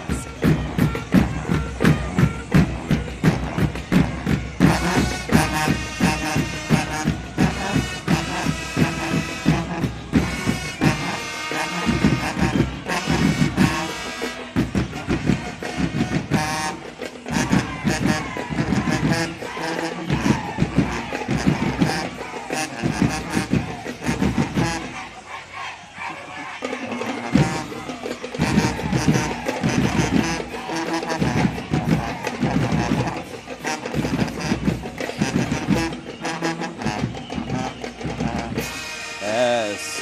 All right, so we are listening to the sounds of pride of the South Side here with the Windsor Forest marching, the mighty marching Knights. They include the magnificent ladies of the castle, the Windsor Forest Chatelaines, the prancing elite dance team, and the fabulous flag line, all here in front of us on this MLK Day Parade lineup. We love to see that. Yes, the band is being led by Zay Dukes, the drum major, Windsor Forest class of 2024. You know, back in the day, the Chatelaines with that drill team, they were always on point. So I'm going to put you on the spot, Dr. Johnson, and I'm going to ask, because we've had a number of bands pass by. So far, who do you think, and this is an unfair question, who do you think is topping the bands that we've seen? And why is it Jenkins? No, I'm kidding. I threw that in for you, Kim.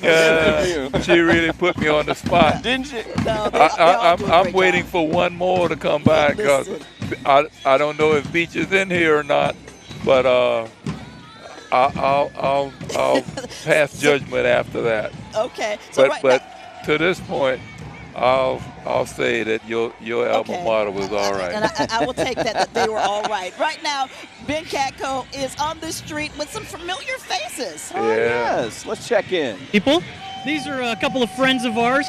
They weren't giving candy back there. They were giving out hugs.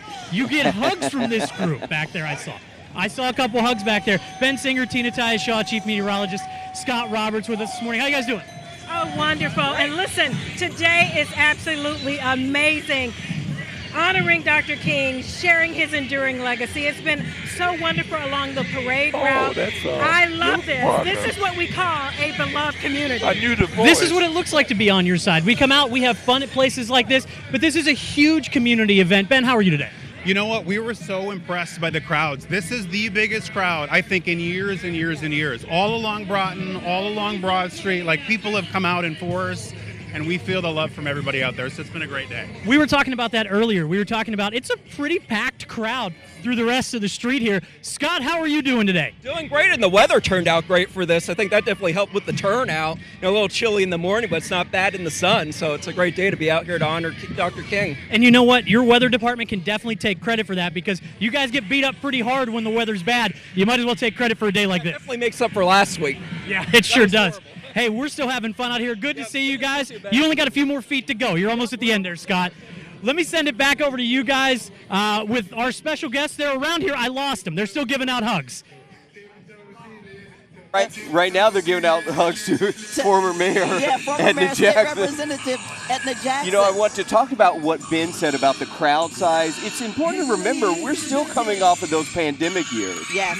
When people couldn't get out, we didn't have a parade, and so we're still seeing the crowd surge from the comeback of that, which is wonderful to see. Yeah, because we said last year we were sort of back outside, but this year we're back outside, We are watching the Rough Rider Lady Elites and their team.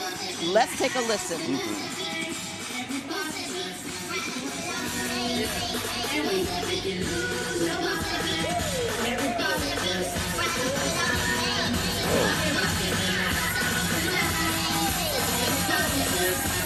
So a little bit about the Rough Riders, RUFF. And I think that this is, well, these are the Rough Ladies elite, not the Rough Riders. So I'm moving ahead just a little bit.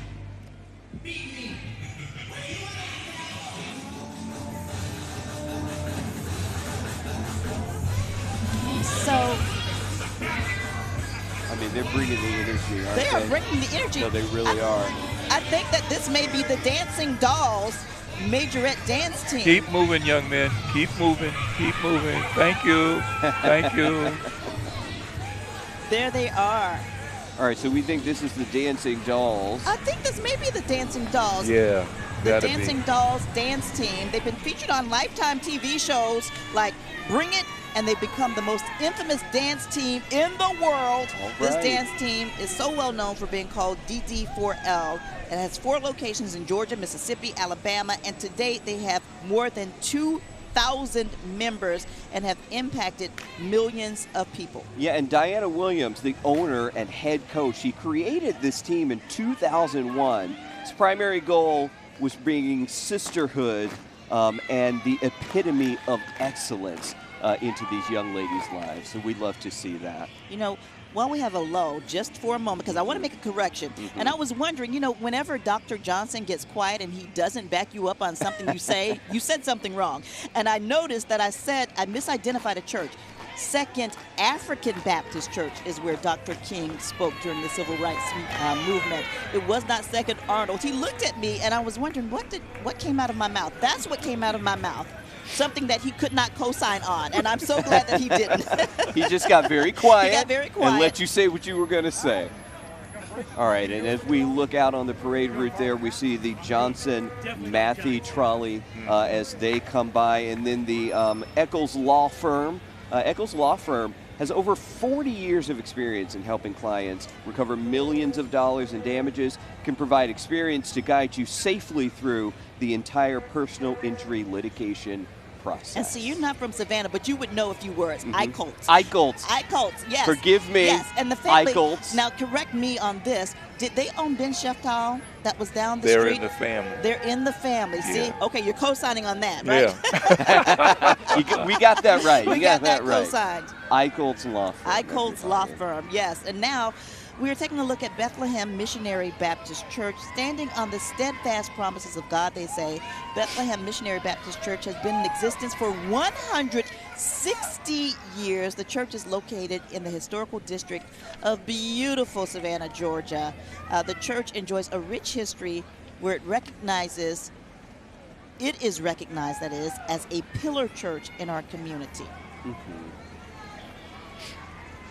All right, as they go by, we see the Tybee Police Department following them up with a presence here as they just came off of their own parade on Tybee Island, showing support here in Savannah. And not just the parade, they also have a service after the parade where they recognize several individuals. And this year, he was posthumously recognized, and that was the former mayor, Walter Parker of Tybee Island. You know, and we talked to Julia Pierce about him and why they decided to honor him posthumously like that. And she said, you know, he was of such great service to the community in and out of office, and he would come back and support the parade there every year.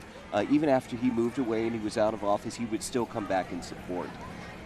Now, Dr. Johnson, you're familiar with former Mayor Parker. Oh, definitely. Yes. And he deserved the honor because he was a fine man.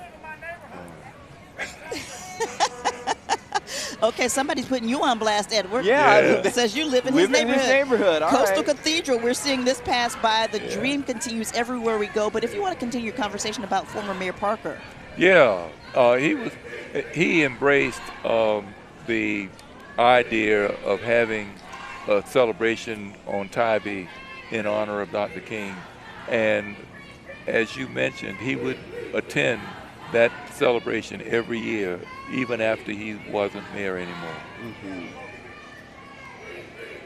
Julia spoke so lovingly about him and his legacy there on Tybee Island. Yes. So And wonderful. Mayor Johnson, you were the parade marshal one year. Yes, I was honored to be the parade marshal, and they always have a great parade. And again, it's a parade that represents the entire community. when you look at who participates, it's some of everybody. And an important parade because of the history on Tybee Island for the civil rights movement here in the area. That's correct. Yeah. The wait-ins, Yes. we call them. And if you want to know more about those wait-ins, go right inside to the Civil Rights Museum. We're in their parking lot right now. That's where we're located. But they have pictures of some of the students at that time because students led the movement here in Savannah. Absolutely. And got arrested because of it. Yep, and that's why I say that we've got to keep that energy of the young people involved because they'll do things that other people will not do. All right, as we keep an eye on the parade road here, we are seeing Clifton Baptist Church. Baptist Church. So at 100 Big Hill Road in Garden City, where Craig L. Daughtry Sr. is the pastor. We are a great church in a great community, they say, fulfilling the great mission. And they, too, honoring Dr. King's legacy today with the parade theme on their trolley, peace, liberty, and justice. And you know, I think a lot of people opted for the trolley this year because they're so used to it being so cold. That's right. And then the weather's actually nice, and they're thinking, was this necessary this year? I could have walked. But it also gives our senior citizens an opportunity to participate too, because they could not make that march around.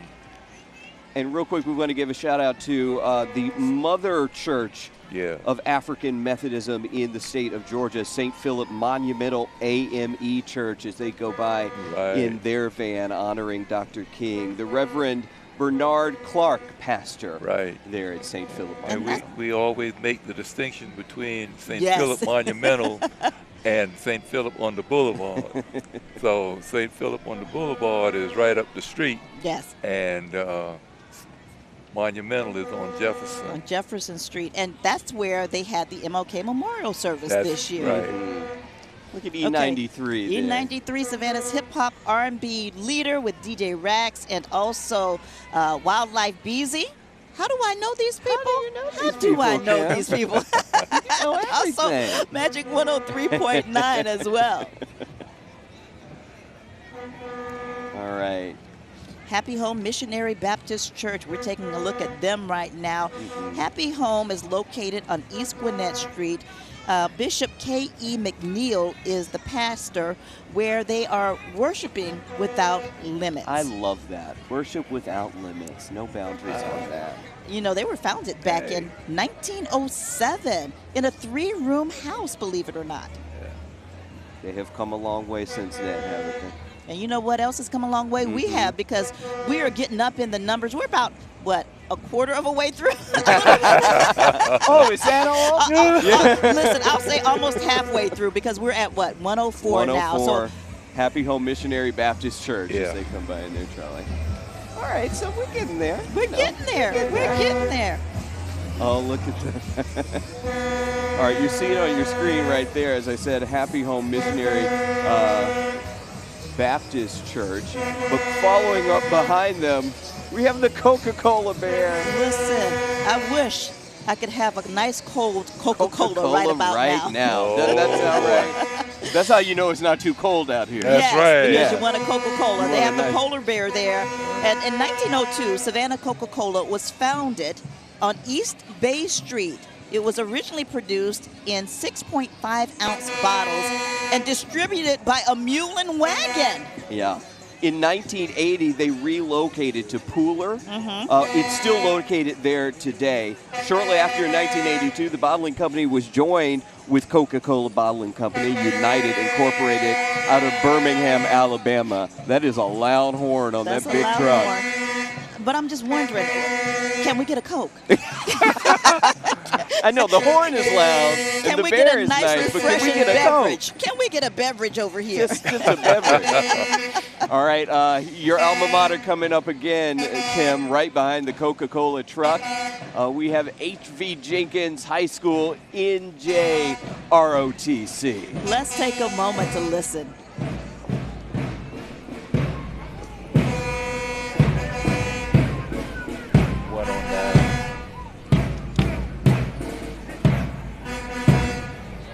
right, so this is the H.V. Jenkins High School Navy JROTC, led by Chief Warrant Officer Willoughby. Current unit strength is 107 cadets, and they are the holders of the Superintendent's Cup, having won the Chatham County Drill Meet for the past 3 years say that in a again. row. Say that again. Listen, Oh, look. our general manager You asked for heard us Coca-Cola. asking for a nice, refreshing beverage. I think the mayor wants a Coke as well. I think here. The former mayor wants a Coke. Let me share a Coke with you, have a Mayor Coke and a Johnson. smile. Have a Coke and a smile. He's going to give me one. You have the one I took, Dr. Johnson. You So go ahead listen, now. a little bit more about HVJ, because three of my 4 children were members of the ROTC program at Jenkins High School.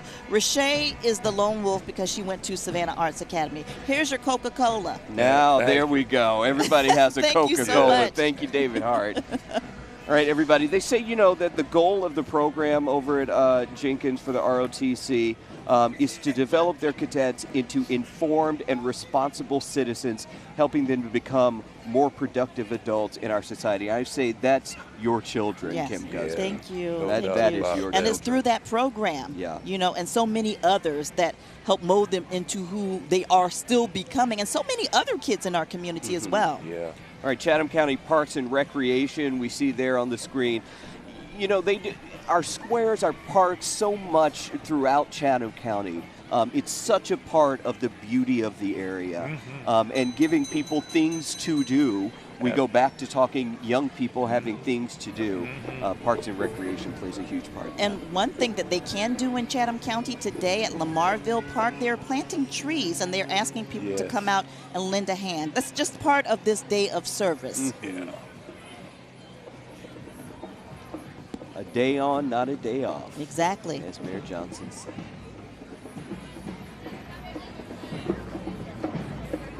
All right, Peace, the lady, liberty, and justice. The Lady Bamford Center we see coming up here. Peace, liberty, and justice on the side of their van there.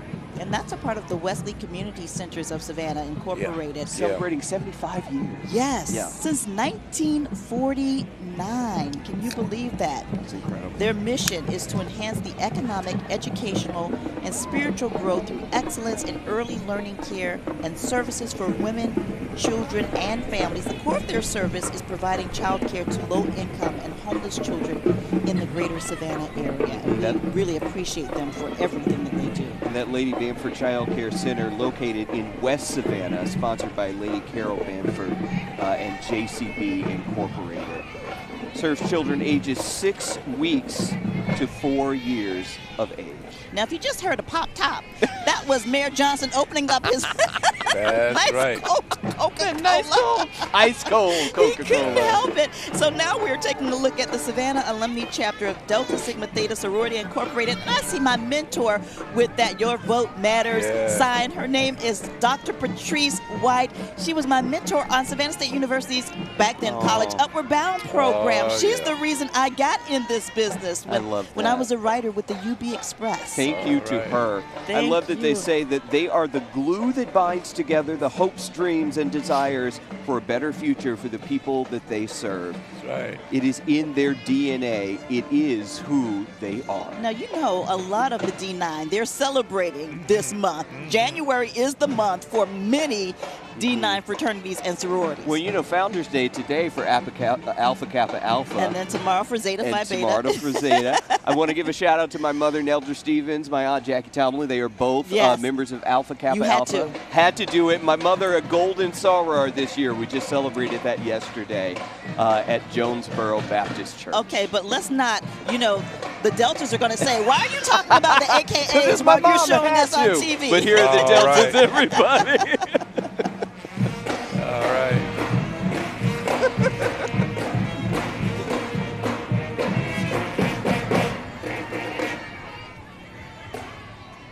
So I think that this is the New Hampstead Blazing Brigade. They won straight superior ratings in all captions at the Southeast Bullet Band Blast, along with superior ratings, Best in Class Percussion, and Best in Class Band at the Sound of Silver Marching Competition in Blackshear, Georgia. Let's take a listen.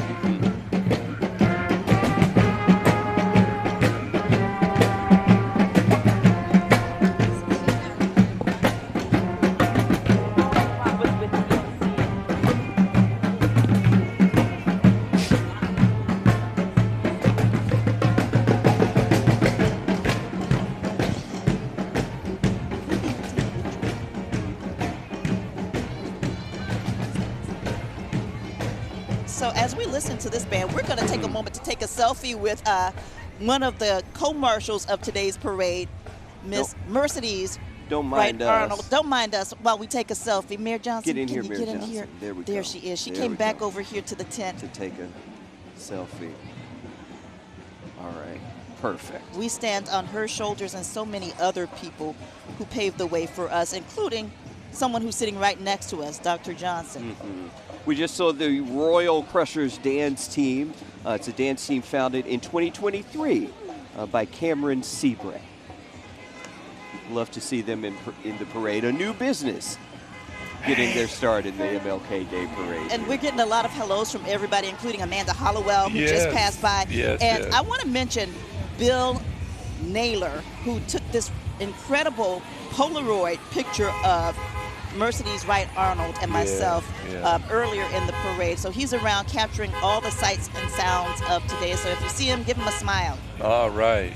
I believe we're seeing now coming up the Dancing Dolls. Oh, this is the Dancing Dolls. Yes, the Majorette dance team. They've been featured on Lifetime TV show Bring It and have become the most infamous dance team in the Have world. you seen the reality show? I have not seen it. So I take it infamous is correct. fitting. Yes, all right.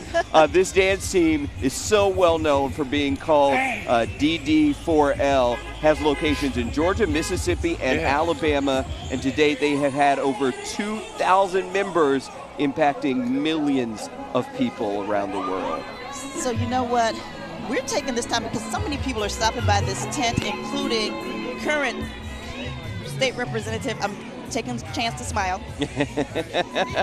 She is here with current state representative and former Savannah mayor, Miss Edna Jackson. That's right. I was smiling. I couldn't. She was smiling. She couldn't finish I was posing her for the camera during that. Hello, Mayor Jackson. Good to see you. Representative Jackson, good to see you. Good seeing you. Good to see you. But right now, we're taking a look at these dancing dolls, and let's find out why they're so infamous.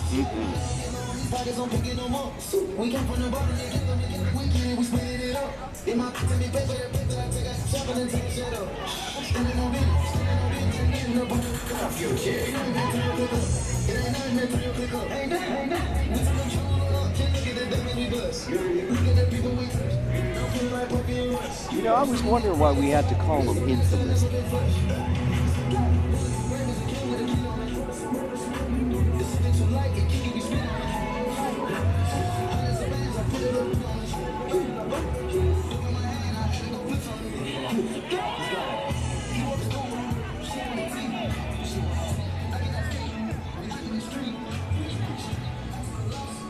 All right, those dancing dolls making their way down MLK Boulevard today. So I take it you watched the reality show? I've seen little clips You've seen of little it. clips You of know, it? Yeah. I've seen it. I've seen it. I've seen it, and I know that a lot of, you know, young people and a lot of their parents want them in this organization, and they have a lot of competition across the country. Let's just say it that way. We'll just say that. We'll just say yes. it So that they have way. to bring it every time. They have to bring it. Yes. All and right. you know what? We're going to bring you a break because it's about that time. We'll be back with more of our coverage of the MLK Observance Day Parade.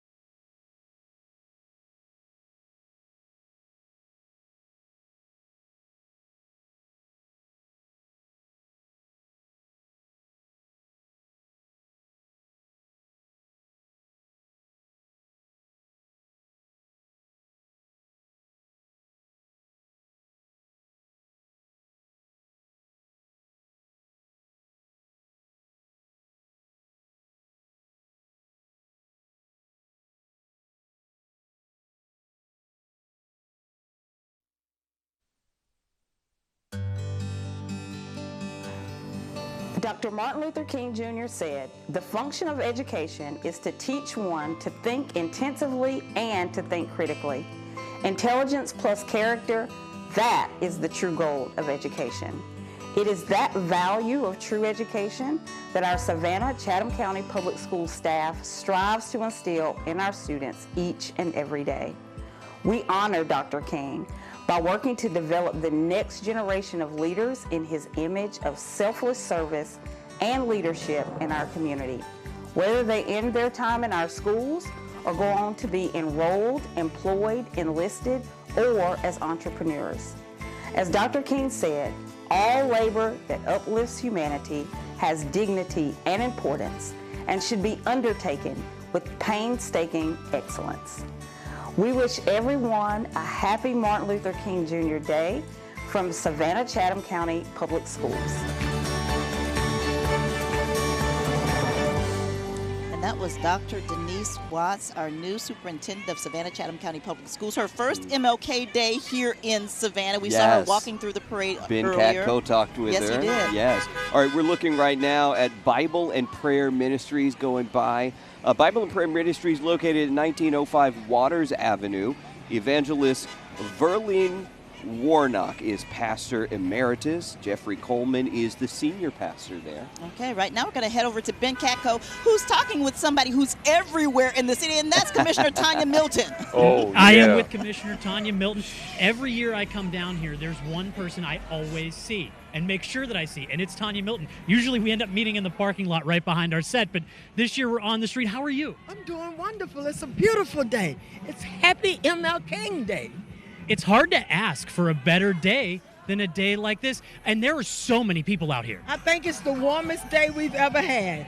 It's the warmest day that we've ever had. I know this is not... warmest MLK Day. Yes. I know this is not your first MLK parade here in Savannah. Of course it's not. I know you've been around. We've met here many years in the past. How does this one kind of stack up for you? I think this one is very nice. It's very nice. It looks like everything is moving pretty good. We haven't got stuck in any traffic or anything. So I'm excited. Well, good. We are too, and I don't want to be the one that starts the traffic. So thanks for joining us. Thank you. Well, let me say... Listen, we got to tell people to vote. May 21st is Election Day. Okay, there's your message. And I want to be reelected.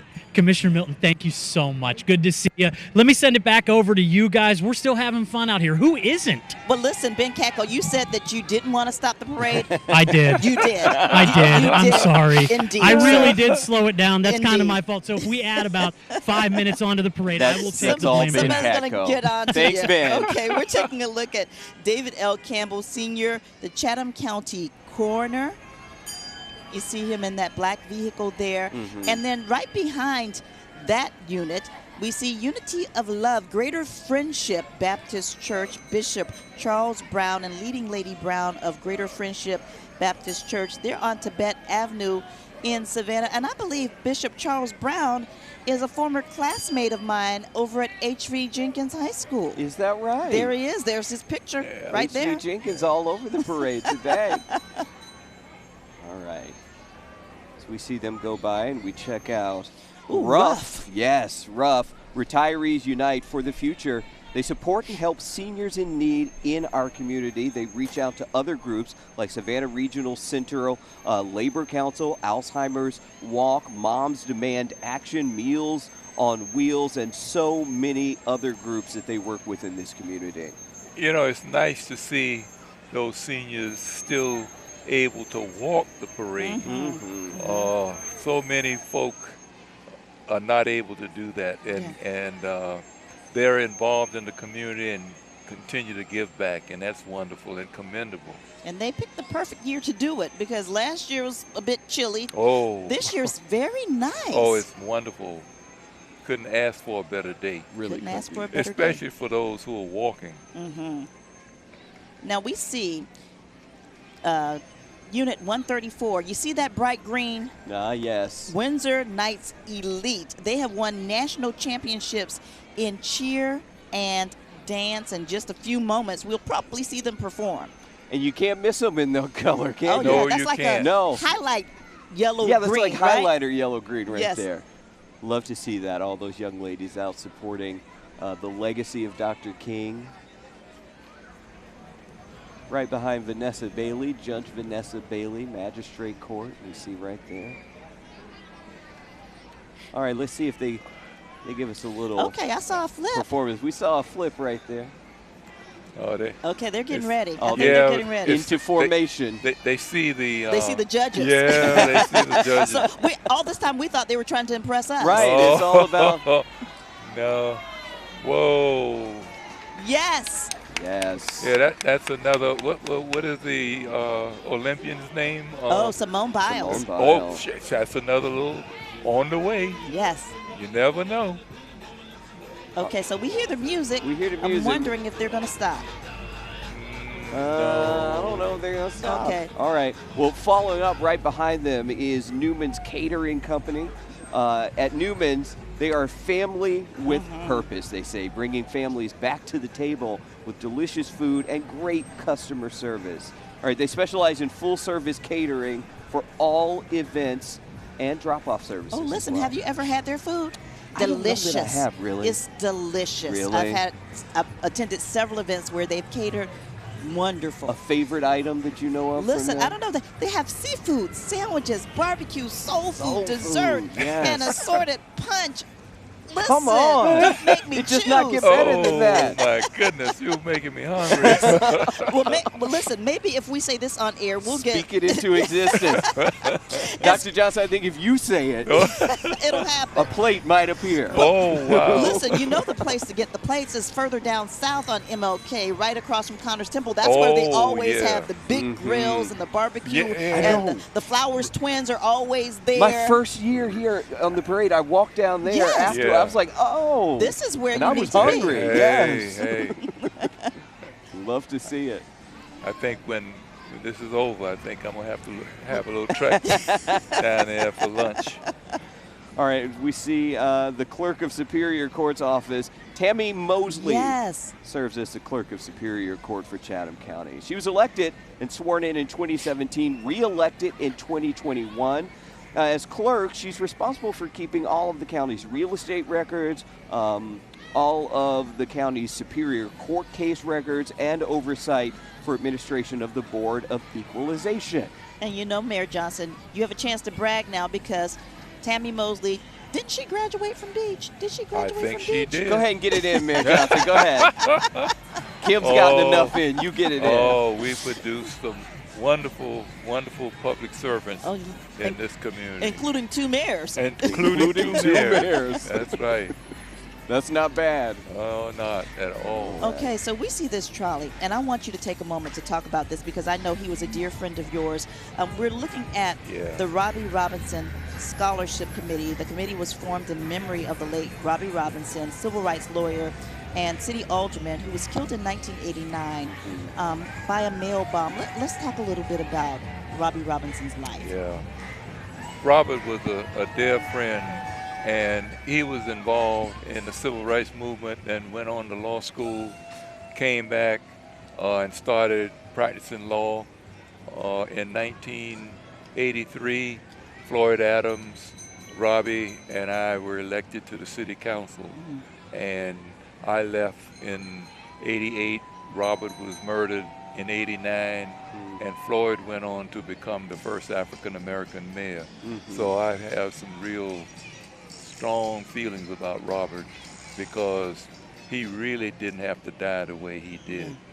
He was just blown away by a mail bomb in 1988. And the ironic piece is that on the day of his funeral, it snowed It did. I in remember that Savannah, day. and everything was white. And I think about, him being dismembered and all that blood and everything. And then when his funeral came, it was like a cleansing. The pureness of that. Yes, because you guys made a pact back then. You and Mayor Adams and Robbie Robinson. We did. We said that one of us was going to be the first African-American mayor. And it happened. And it happened. It happened before Floyd, and then you. The second. Yeah, it happened. You lived true to that. Yeah.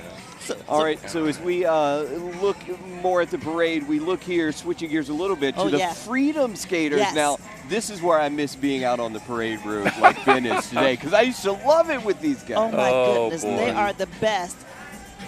They want to wish everybody a happy MLK Day. They'd like to thank all their supporters through the years for their support to the Freedom Skaters. And they just bring it every year. It's always a party. Is that McCarthy out there still with that perm, dressed like Michael Jackson? Yes, He's it is. been on those skates for years. Yeah. His son does it with him now. Yes. They're all out there together. He's still out there doing it. I love talking with them. Love that. All right, we have Oakland Missionary Baptist Church coming through. We just saw them in their church van as they celebrate Dr. King's legacy. So many churches, and we just love to see the legacy of that. Oh, yeah. And, you know, Dr. King, when he first started, he wasn't sure about going into the ministry, but then realized the power of that for us as a people, for African-American people, but also for his message. And realized his calling because his father was a minister. Yes. And his grandfather. And his grandfather. The thing is, the church has always been a key element in the African American community. Always. Because when the times are bad, we know where to go. When the times are good, we know where to go. And so it has just continued to serve a need in our community for spiritual guidance and a whole lot of other things. I was going to ask you, Mayor Johnson, do you think it still serves that need in the community? Is it still as powerful as it was? It is not as powerful as it used to be, but in times of need, you can count on the church to step up and be counted. And you know, right down the street, Bolton Street Missionary Baptist Church was one of the places where you met for the mass meetings during the That's Civil Rights where the Movement. first Sunday afternoon mass meeting was held, at the Bolton Street Baptist Church. And for years and years, every Sunday afternoon, the community came together.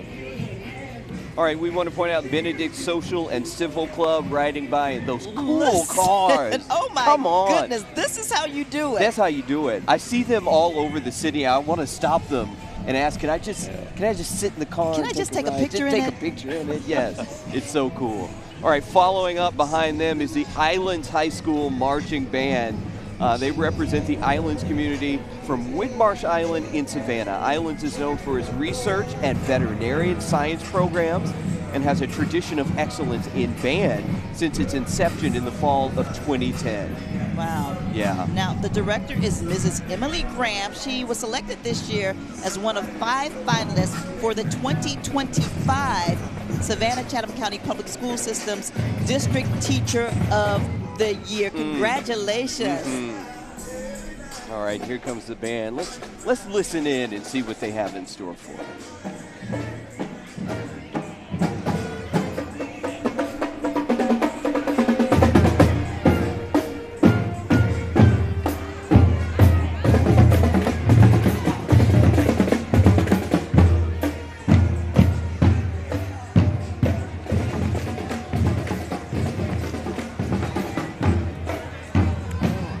Can't help but move your hips when you hear that song. You know that song. Tonto, jump on it. It just moves you in your seat. It just moves you in your seat. Another Atlanta entry, Morehouse School of Medicine. Yes. And we know that Dr. King attended Morehouse. No doubt about it. When he was a teenager. When he was a teenager. And I hadn't realized that until very recently. Yes. As a teenager, he went to college. He started at 15. At the age his granddaughter is right now. That's right. That's right. All right, and we saw Townsley Chapel AME Church. Townsley Chapel AME Church, where the eagle soars high, they say. Come looking for a blessing, leave claiming it. All right, you can go to Sunday morning church school at 9 a.m., morning worship service at 10 a.m. The Reverend Charles Dumas Jr. is the pastor there. Now, right behind them, I think somewhere in the middle, are we seeing the Classy Creations of Savannah, that social club? They're right there in the middle. We just passed them. Mm-hmm. And then, oh, right there, yes. Here they are, Classy Creations. Savannah Social Club is a club in our community that has been performing several types of community service to give back to the less fortunate, as well as partnering with other local agencies to give back, and that's so important. All right, and we have the New Hampstead Air Force Junior ROTC to the second time in the MLK Day Parade here in Savannah. They're the top junior ROTC unit winner from New Hampstead High School Air Force JROTC program. And they have a lot of cadets with them today. Oh my goodness. Oh, I hadn't even seen how far it stretches back down there. Yeah. Yeah, we're just seeing a little on the monitor right now, but you're going to see many more of them. It stretches very far back. Yeah. Dozens of them easily. I'm really glad to see these young people in the various ROTC programs because it teaches discipline, respect. They have to have good grades, and it's just a life-forming experience for many young people. And in so many cases, many of them choose to go on and serve their country in our armed forces. And you did, right? That's something that some people don't know. Yeah, but we didn't have ROTC in those days. It was not until Johnson, and they had to fight to get that because things were still segregated. And so now look at the desegregation of the ROTC. Yeah, pathway into the military. But I mean for your service in the military. Oh, yeah, yes, right after high school. Right after high school. All right, and right behind them, we are seeing New Heights, founded in 2008 by Mr. Trent Height and Shamika Johnson. New Heights provides residential and day rehabilitation, and supported employment services to adults with intellectual and developmental disabilities. Yes, and you see them waving from the trolley there. Yeah.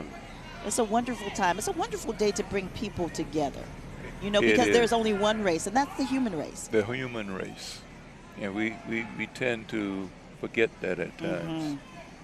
Especially in recent years. Haven't we seen a lot of that in recent years? Oh, yes. And not just in politics. We've certainly seen that in politics. But just in society, social media has played a role in forgetting that. Right. Yeah. So this is a day to remember we are all one human race. That's right. So I guess we can take a look now at the ROTC because they have stopped for the judges. Oh, yeah. But it is just so nice to see these young people involved in the various ROTC programs. Well, and it makes you think about the rich history of military service that African Americans have in this country, dating back to when they wouldn't even let us do anything. That's right. That's right. Well, in all of the wars in the United States, African Americans have been soldiers. And we have always served with distinction, even when we didn't get the honors that we should have gotten. And we still, to this day, when you look at the leadership of the American military now, the top leadership is African American. Yeah. Took many decades to get there. Many, many decades. But often left out of the history books. Right now, we're going to take a break. But before we do, I want to mention the City of Savannah Port Wentworth Police Department Chief of Police, Carrie Thomas, my former classmate at where? H.V. Jenkins High School. H.V. Jenkins High School, I think it is. Whoa. We'll be right back. All right. Yeah.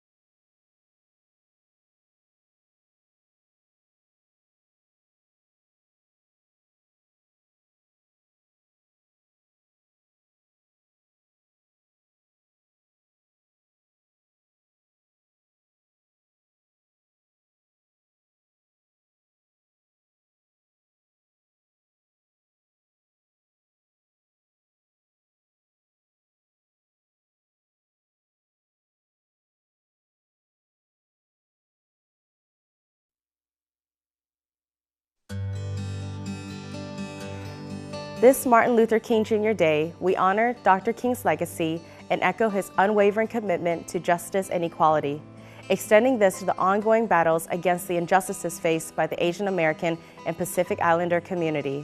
As chairwoman of Savannah's AAPI Task Force, I want to remind everyone of the mission of Dr. King.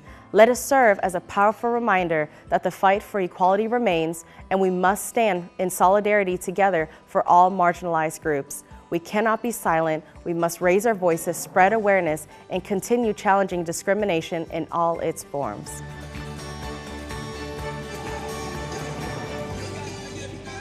And welcome back to our coverage of the MLK Observance Day Parade here in Savannah, Georgia. You can see entries as far as the eye can see, but if we want to get down, because they're playing it right now on the radio, the Soulful Riders Motorcycle Club, they are Savannah's oldest surviving black motorcycle club. They've been making an impact in our community and our culture for nearly 50 years now. I just want to say that the founder of this club is my cousin, Isaac. They call him Chico Griffin, but we call him Chico, and I like to call him Cheeky Weeky. So next time you see him. All right. Cheeky Weeky. Cheeky Weeky. All right. And they also have clubs in Atlanta, not only in Savannah, but they branched out to clubs in Atlanta as well. All right, here we have Rama Junior Academy. Rama Junior Academy. So you have to know how, we're in Savannah. So no, I appreciate it. If you're not from the area, you wouldn't know. It's good to know, but it's good to see the young people. It is good to see the young people. Yes. Now, before we came back during the break, we actually saw the Curtis V. Cooper van pass by. We know them from serving people in healthcare now, but Curtis V. Cooper was a giant here in our community. No doubt about it, because he was one of the early leaders in the civil rights movement here, and he worked hand in hand with Mercedes Wright and W.W. Law, Hosea Williams, Esther Garrison, and the folk who put the boycott together.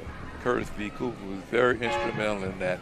And then after the civil rights struggle died down, he went into the health care, working to get health care centers for the marginally served folk who, especially in West Savannah. The first Curtis Cooper Center was in West Savannah.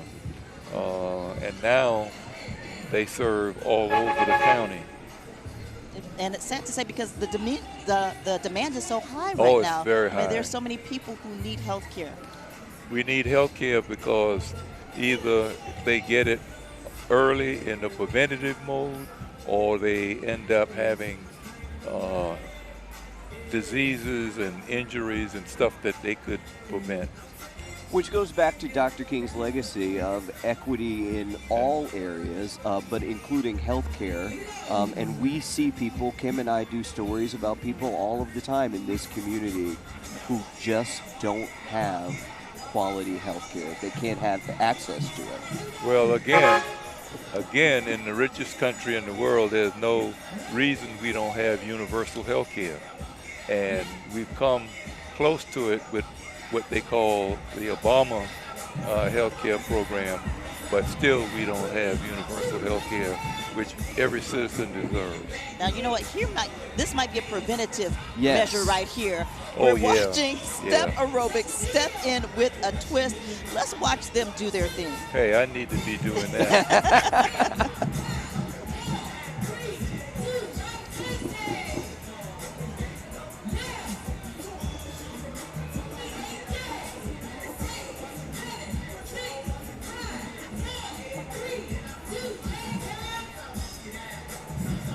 I tell you, I'm tired just looking at it. I know. I'm out of breath now. She's not even breathing hard. Oh, wow. She's giving instructions like it's nothing. Yeah. Love this. And that's really something we all should do more of, and that's exercise. Well, you were the founder, of Healthy Savannah? Yes. Let's talk a little bit about that initiative and why you started that. Well, that was the result of having a heart attack while I was the mayor. And I said that we need to get together and stop having all of these preventable diseases. So a group came together and created Healthy Savannah. And now it is a wonderful program that has a long legacy and a great future ahead of it. What I love about that is it came out of something that happened to you. That's correct. And you knew that there was a need, a greater need in the community. If it happened to you, it was happening to other people. It was happening to not everybody, but for too many people it was happening to. And all of that was preventable. If I had exercised and I was eating right and having less stress and all of the other things I should have been doing, I may have not had that heart attack. Then, obesity is a contributing factor. You look at me, I'm certainly not obese, but a lot of the diabetes and other things, heart attacks, strokes, all of that comes from lifestyle. Would you say that that is a good quality as we look for future leaders out of the youth today is, being able to see something in your life and being able to connect that to the greater community? Well, that I think is what we need to be looking for and rewarding and encouraging. Because we should be learning from our experiences, especially our mistakes. And I try to learn from my mistakes and try to do right. Although I fall short many times. Like with that Coca-Cola bear. So we just saw some pictures of hugs, humbly unifying God's sisterhood. We just saw those ladies waving at the camera. But right now we're watching the Marching Thunder and Lightning Band of Calhoun County. Let's take a listen. You got it.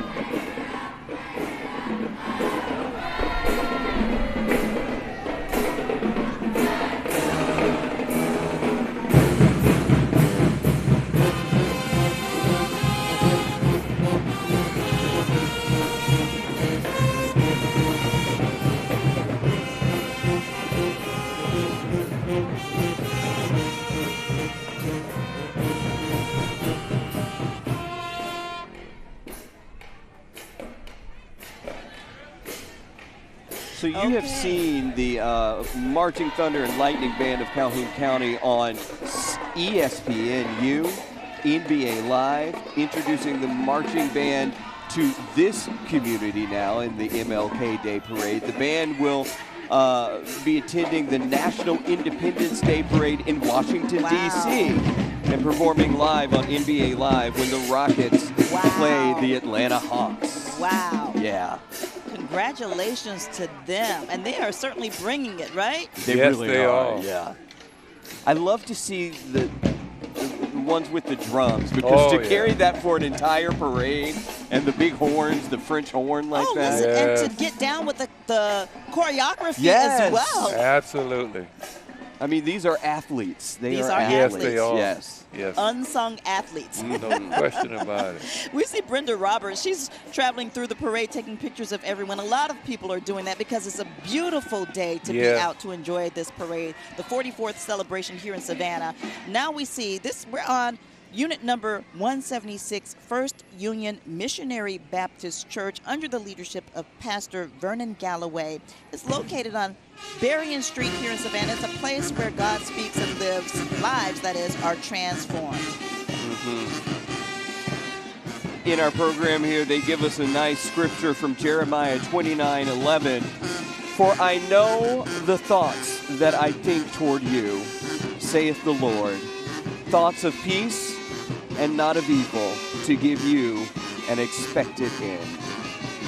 Listen, this little girl is amazing. Have you been watching her flipping around? Yes. The young one. The one here in the... The tiny one in the front. The tiny one, yes. They're all bringing incredible. The energy. And for the judges, too. We love that, yeah. Oh, and they got a great big round of applause for their performance. Okay, so Mayor, we're going to revisit that Battle of the Bands thing. Yes. Oh, I hope so. And, you know, I just want to say, as we look at them, and you can't really see behind them, this crowd has grown. Oh, yes. As we've been sitting out here talking. Yeah. It was already a huge crowd when we started, but as the parade has gone on, people have made their way down to this area. Especially when they found out it wasn't that cold out. Yes, I think that was because the other than that, factor. they would have been watching us on TV. From home, but, yes. They said, no, let me go on out here. Come on down. And people don't realize we're at the end of the parade. It started on the opposite side of the city. Yeah. And so there were people all over down streets downtown, and there will be more people as you head south on MLK Boulevard. Absolutely. Closer to Gwinnett Street. Oh, That's yeah. where everybody really gathers. And the food. I want to bring that up again. Oh, please. Yeah, because Please do, 'cause if once we're somebody's finished listening- here, I'm going to just walk down the street. No, how about somebody bring it to us? That'd be Speak better. it into existence Oh, again. yeah, Yes. that'd be better. We could use 3 planes. Let's take a listen to the band real quick.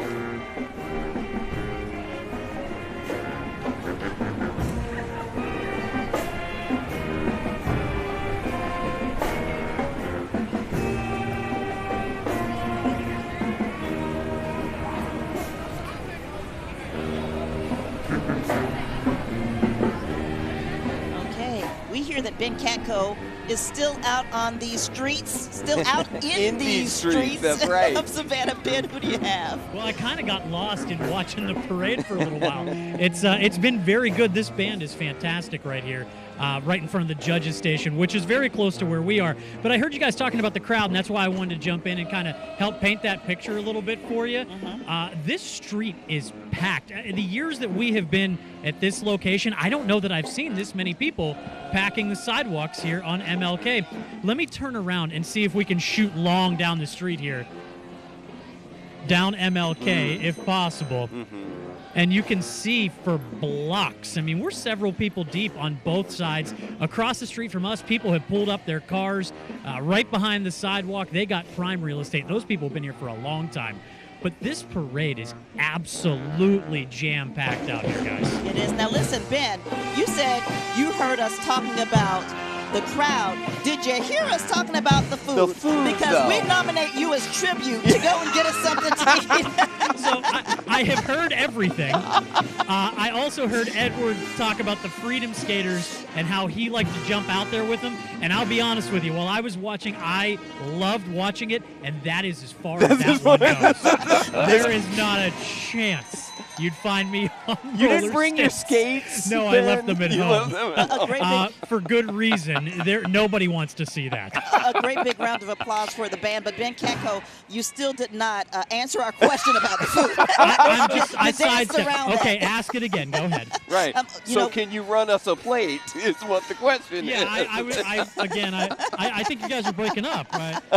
If I do, I could say, yeah, I'd get you a plate, but I don't know that it's going to come back. Yeah, it might not make it that's to fair. us. It might not make it That's to fair. us. All right. Thank you, Ben Catco. All right, guys. Now we're taking a look at the National Association of University Women, the Savannah branch. The mission of this organization is to serve women, youth, and the disadvantaged in our communities and in developing countries by addressing educational issues, advancing the status of women's issues, and strategically partnering with allied organizations. All right, and following up right behind them is the Susie King Taylor Community School.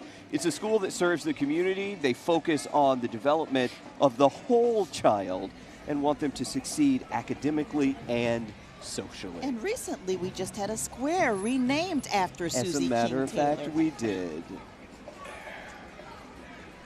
The former Calhoun Square, now Former the Calhoun Susie Square. King Taylor Square in downtown Savannah. Now, right behind the Susie King Taylor Community School trolley, we see God's Temple of Praise. They are a non-denominational ministry teaching and preaching the Word of God. All right, and then right behind them, we have Let's Chat Savannah. It is a 42-member group of local community health advocates who were trained in November of 2022 by the Association of Black Cardiologists. Wow. Yeah.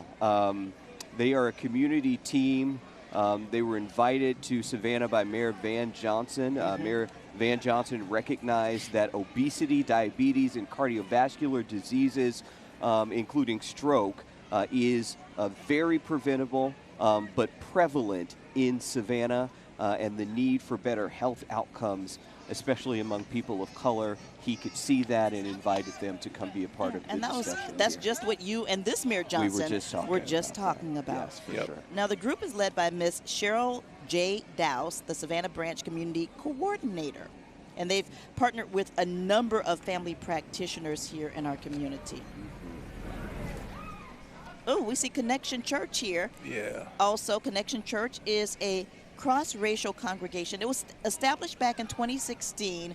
They are located at the corner of Durant and Skidaway, and they believe in connecting the disconnected to Jesus. And a cross-racial congregation. And we've been talking about that all afternoon here about, the mixing of the races, the cross-racial aspect of Dr. King's legacy. We talk a lot about black people, African American people, but his message was for our entire society. Yes. Across all racial and political That's what boundaries. the beloved community vision is, that we can all be, what is it? We can all be as one. Yes. Because if you claim to be the children of God, I don't think God would be all into these races and classes and all this stuff that divides us. All the division. Yeah. We find a million ways to divide us, but it's hard to bring us together. And that's what today is all about, in hopes of bringing us all together. Yeah. We're taking a look at NFI Industries. They have been providing transportation since 1932. Their team delivers the goods that make it happen and that make life happen. They are strategically located with an established presence, and they are the port experts, they say. Oh, I like this float. I mean, I like a lot of them. Yeah. We've seen a lot of amazing. Look at that. With Dr. King standing there and the Liberty Bell. And the Liberty Bell. Let freedom ring. Love Let that. freedom- Literally. There you go. Let freedom There ring. you go. All right, we have the Episcopal Church there, right behind there. Yes. Is it St. Matthew's Episcopal St. Matthew's Church? Episcopal, I believe so. With the Episcopal Diocese of Georgia, St. Matthew's there. And they have a large group. They really They're do. all waving. And yes, I know a few of those people. That's the Blue family, Rachel Blue and Charlotte Blue coming over this way. Gee, you know some of them? Yeah. We all know them. Yes. Yeah. We know the Blues. Hello. We love the Blues. Representing AKA. Representing I see you. AKA. Mwah. For the folks who can't see, that was All just a kiss right. to the Blue family from me. And they have the trolley, too, the Episcopal Churches of the Diocese of Georgia. They say on their trolley, combat racism, see Yeah. God in all people. So true. So we've been talking about food this entire time. We just saw our GM pass by with a big bag, of Burger King. He just gave Ben Catco a sandwich, and so we're looking like, what's up? Oh, I guess ours is coming. Perhaps. Now, I'm not sure if we see this yet or not, but I do want to mention the Earl T. Shinholster Youth Leadership Institute. It's been serving our area for 13 years now. These are young leaders who have risen through the program and gone on to make a difference in our community and the world at large. The Institute welcomes 12 to 17-year-olds to apply and join them for their new session, their 2024 session of the Earl T. Shinholster Youth Leadership Institute, and activate the leader within, they say. The leader within. There they are in that truck, in the gray truck right behind the red truck. There. Yes. All right, that's a good time to take a quick break. We'll be back in just a moment with more of the Martin Luther King Jr. Parade.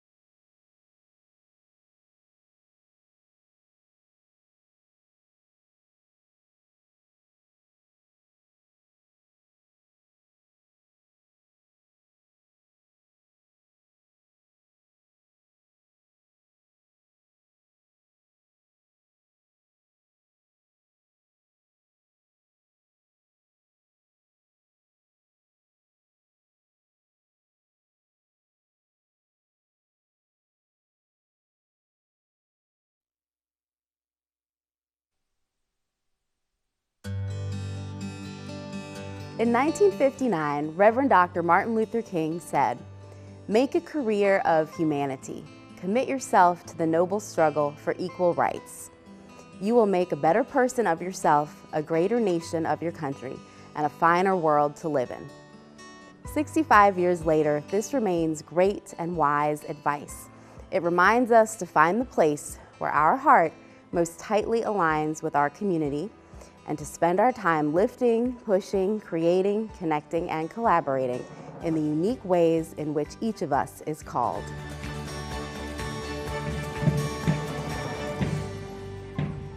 Welcome back to this year's MLK Day Parade here in downtown Savannah. Giving Edward and Kim just a few seconds here to gather themselves. It's been a long day so far.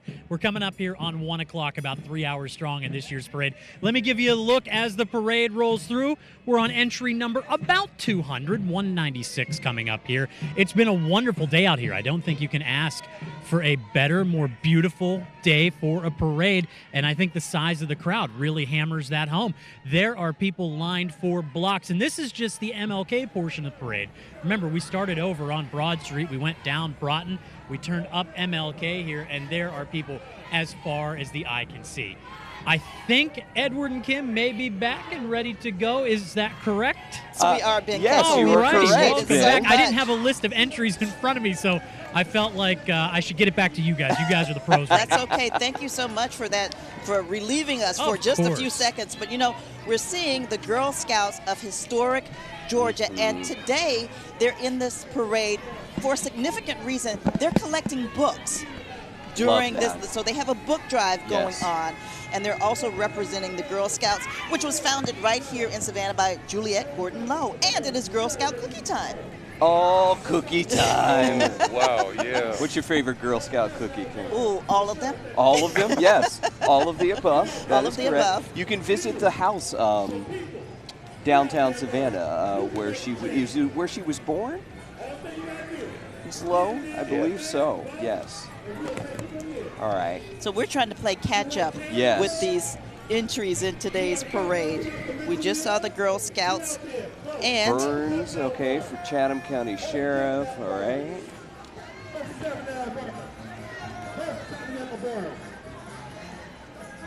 We play catch up here. Well, you know, I guess our general manager did hear us talking. Yeah, there is food because here. we have food now, and that's why you don't hear Mayor Johnson. I'll tell you, I came out and I was jealous because when I got back out here, I thought, oh well, he has something to eat. Mayor Johnson does, but yeah, we each have a little snack. We appreciate David that. Hart, our general manager, he made sure that we are taken care of behind the scenes. Very nice of him. Very nice. All right, Brooker Medicare. It's so hard sometimes to keep track of who everyone is and the numbers that they display. Listen, you see the Phi Beta Sigma, members of Phi Beta Sigma walking through. You're going to see a number of fraternities and sororities in this year's parade. Of course, Dr. King was an Alpha man. Coretta Scott King was a member of AKA.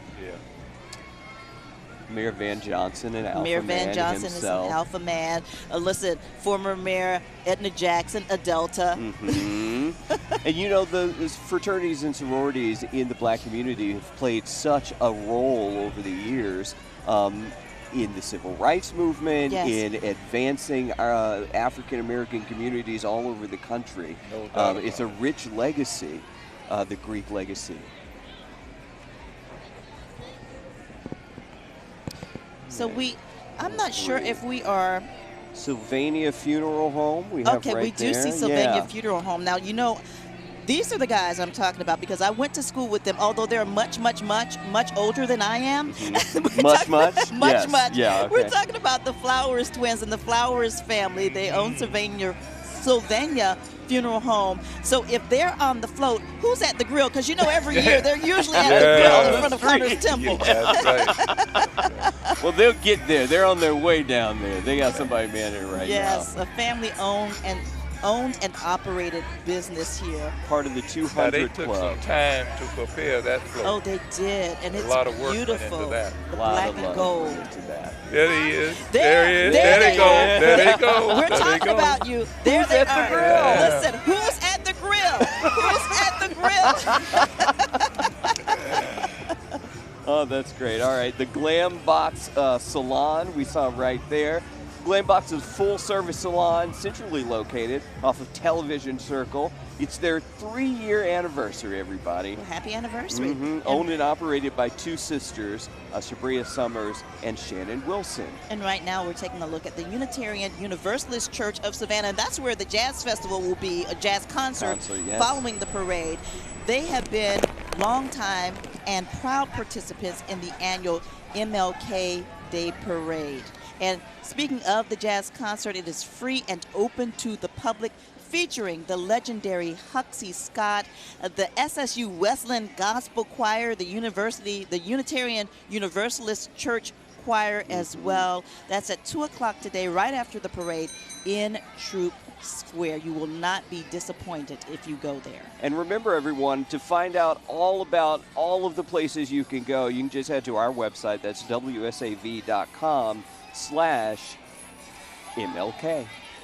Okay, right now we're taking a look at Living Child Care. Oh no, we just saw Living Child Care, but now we are taking a look at the ladies of Alpha Kappa Alpha Sorority Incorporated. We were just talking about them being in today's parade. Of course, is today the big day? Today's the big day. I believe it's their Founders Day. It is their Founders Day. And so today is their big day. Yesterday, they celebrated members who have been in the chapter for 50 years, 65 years, and 75 years. They had a woman there who joined in 1949 while she was at Savannah State University, graduated in 1950 with a degree in mathematics. Now, are you talking about Jessie Collier Deloach? Yes, I am. I am, in fact. And she was there at the ceremony yesterday. She was a beautiful ceremony at Jonesboro Baptist Church. She is a legend, former school board member. Was she on the school board when you were there, Dr. Johnson? No. Okay. I don't think so. No, I don't remember. Now we saw the precious gems of Alpha Kappa Alpha Sorority Incorporated, the Gamma Sigma Omega chapter, and following them we see We Are One, Martha Incorporated. This is in collaboration with AKA their Gamma Sigma Omega chapter.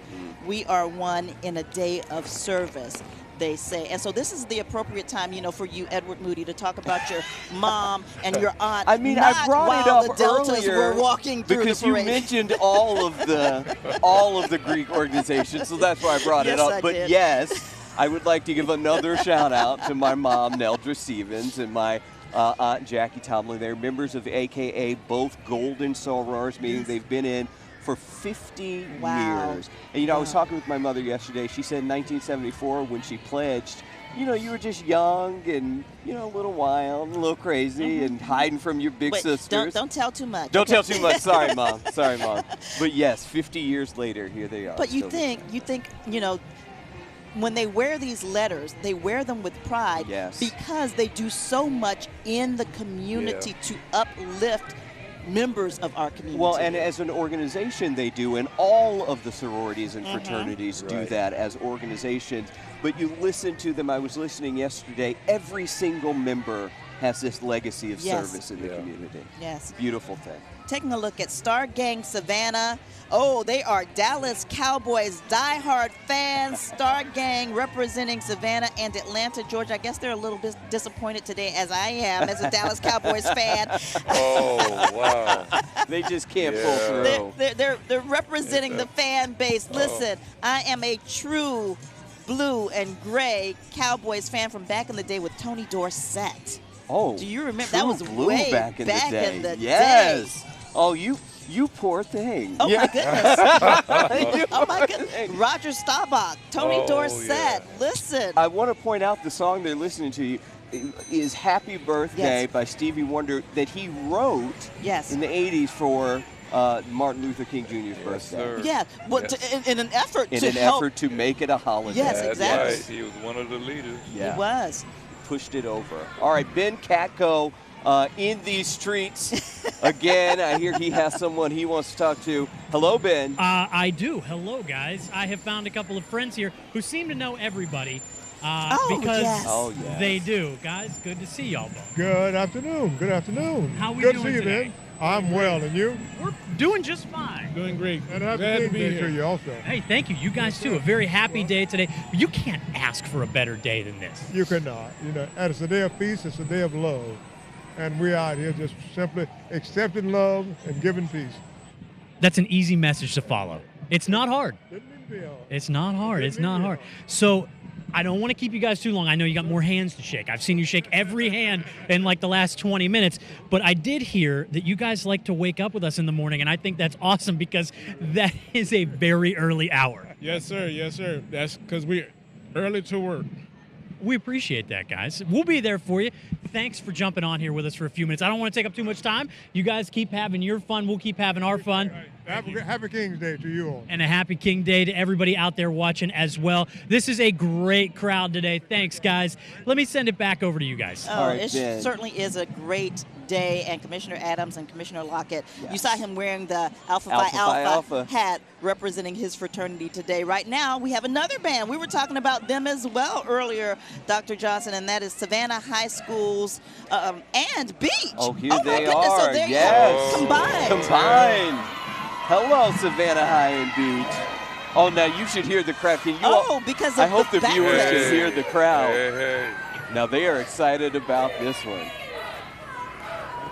Putting on a show. They haven't even made it down to the judges yet. No, not yet. Not yet. This is just part of the warm-up. Oh, so I guess what they're doing is they have to tag team it in order to. Now, come on, Kim. Listen. Dr. Mayor Johnson. She's right. She's right. She's right. Listen, they used to be big rivals, Hey. and now them coming together, Let this me is tell you, an historic the event. mega Like band. they said, it ain't like it used to be. They sound great. It was smart of them because the size of the band had gotten so small. I think that's common around. Coming together. To just be able to keep it going, To so keep young it people going. can participate. But this is a And to beautiful. show some unity. Yeah, that's what I was gonna say. This is a beautiful sight to see two rival schools coming together to perform together as one. Let's take a listen. I'm very proud of Beach and Savannah High, where I couldn't go at the time. Yes. Coming together.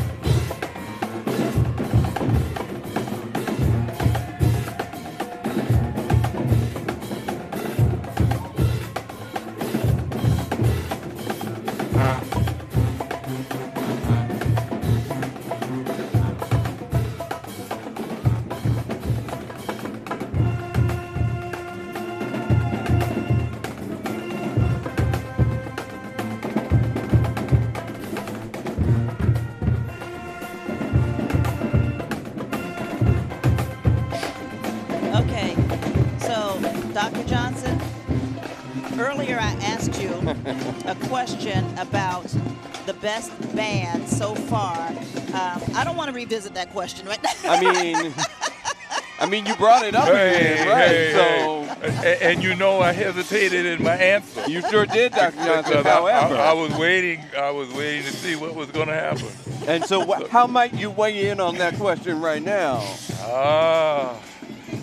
They came pretty hard, didn't they? They did not come to play. I agree. You got it, yeah. If this one takes the cake, because it was a surprise performance here. Yes. Listed, it just had Savannah High School Blue Jackets marching band, but then they came with Beach together, and the sound is amazing, and the crowd. I mean, okay, I'm a Warrior. But I bleed red and gray, but. Yeah. That blue and gold now, come Listen, on. my brother was a Beach High Bulldog, so I'm just going to take credit for him, okay? In your brother's name, you'll throw that out there for you. Yeah. Okay, so. Seeing that warmed my heart. Oh, it did. Yeah. Oh, they were great. Because the quality is there, and in many instances, it has not been there in other parades, but this is something we can stick out. The sound of unity is what we heard. We just saw, wonderful. the sound of unity. We just saw Iota Phi Lambda Sorority Incorporated, organized back in 1929 on the campus of Savannah State University. The new chapter was organized back in 1938. We're going to take a brief break, but when we come back, we want to revisit the Savannah High, Beach High conversation, because you mentioned that you weren't able to go to Savannah High School because, you know, you were a student at Beach High. So we'll talk about all that and much, much more when we come back. Okay.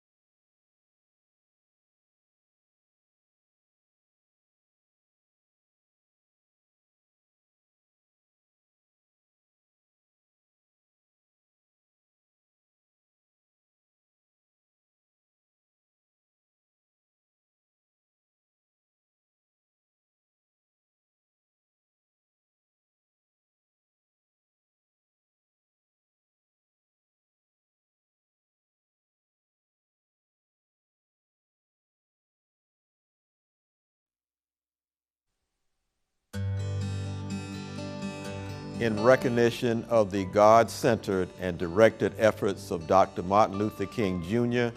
and the civil rights activists that are oftentimes overlooked, the Islamic community of Savannah, which is comprised of the members of Masjid Jihad and the Islamic Center of Savannah, joins our fellow citizens and our brothers and sisters of the Christian, Jewish, and those with other faiths in commemorating the life and sacrifices of Dr. Martin Luther King Jr.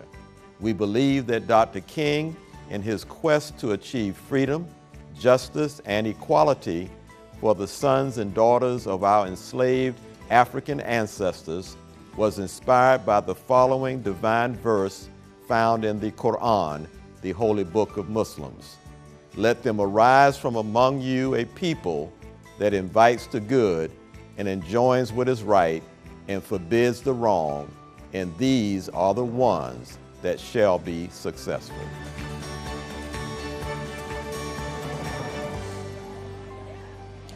And welcome back, everybody, to the Martin Luther King Jr. Parade here in Savannah. As we take a look at the parade route right now, who we just saw going through is Goodwill of Southeast Georgia. It is a local nonprofit, social enterprise, believes in the power of diversity to drive our mission and impact. They are committed to creating an inclusive culture where every associate and client feels valued and has equal access to opportunities. Wonderful. And you just saw Fraser Safe Escape Tours and Charters LLC. Their mission is to provide transportation for the Coastal Empire and Low Country. Mm-hmm. All right, so as we look at the parade here as it comes by, we're hitting a little bit of a lull between the floats there, but Kim, what's the chicken? I was going to ask you, what's up with the chicken? And as hungry as I am right now, he might not want to pass by us, okay? Seek shelter, you big chicken. You big chicken. Big chicken. All right, well, it has been a really beautiful day for this parade. And we are still seeing the crowds get larger down here. We have about what? It's incredible. More than 40 more entries in Yes. today's parade. So when we say that this is a big parade, it's the biggest we've seen in the past several years, but not the biggest that we've ever seen. Because this parade easily tops 350 on years, and we're just getting back to that point where everybody is coming back outside. And like we were saying earlier, we have to remember we are still in this post-pandemic era, and so to see these numbers coming back up the way that they are, the way that we see them today, is really encouraging. And we can't take away from the significance of this being his 95th birthday, Exactly. Dr. King. Exactly. Dr. King has actually been gone longer than he was alive. He died at 39 years old, 65 years ago. And of course, we cannot stress the importance of his dream, of his mission, but not just his dream. It was the dream of so many people. There were so many foot soldiers nationally and locally who played a part in creating a better future. And you know, you think about his death, April 4th, 1968, there at the Lorraine Motel in Memphis. And you think about all he accomplished in 39 years of living. Exactly. Right?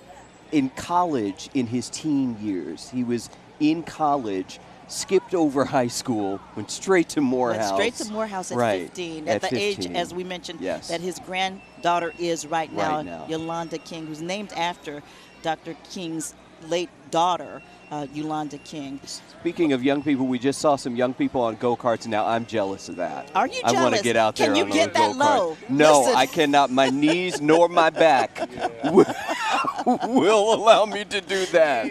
And that's why I'm jealous. That would be why. And that is why. All right. And Mayor Johnson joins us back here now as we check out the parade here. I think this is Savannah State University in ROTC. It should be. I think we're about at that number, correct? Because I see the blue and orange right behind this unit. So this must be the Savannah State University in ROTC program on behalf of the commanding officer, Captain Adrian D. Ragland. Welcome the Naval Reserve Officer Training Corps midshipmen from Savannah State University. And welcome to them. Yes. And we've seen so many ROTC groups here, from the high school level to the college level, and it just shows the significance that they have still in our education process. It's much better to be an officer than just an enlisted man. And this is one of the proud things that Savannah State can look at and be proud of, because we have produced generals in the Marine Corps and admirals in the Navy. And you've also produced Mr. Savannah State, who brought his own crowd with him. Wow, look at him. Representing the Savannah State University Tigers. a school that you attended, and before you made history as the first African American at Armstrong State College. Right. I did my freshman year at Savannah State, and I thought I was going to be a band director because that first year I majored in music. Mm-hmm. And so.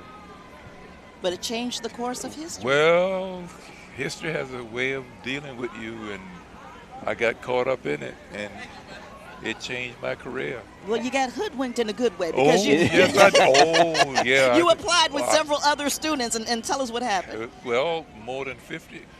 There was a demonstrations on campus, and more than 50 of us went over to Armstrong, which was on Gadsden and Bull Street at the time, and I was the only one that followed through on my application, and that thrust me into history, and I never looked back. Never looked back. Touched the light of history, right? Yeah.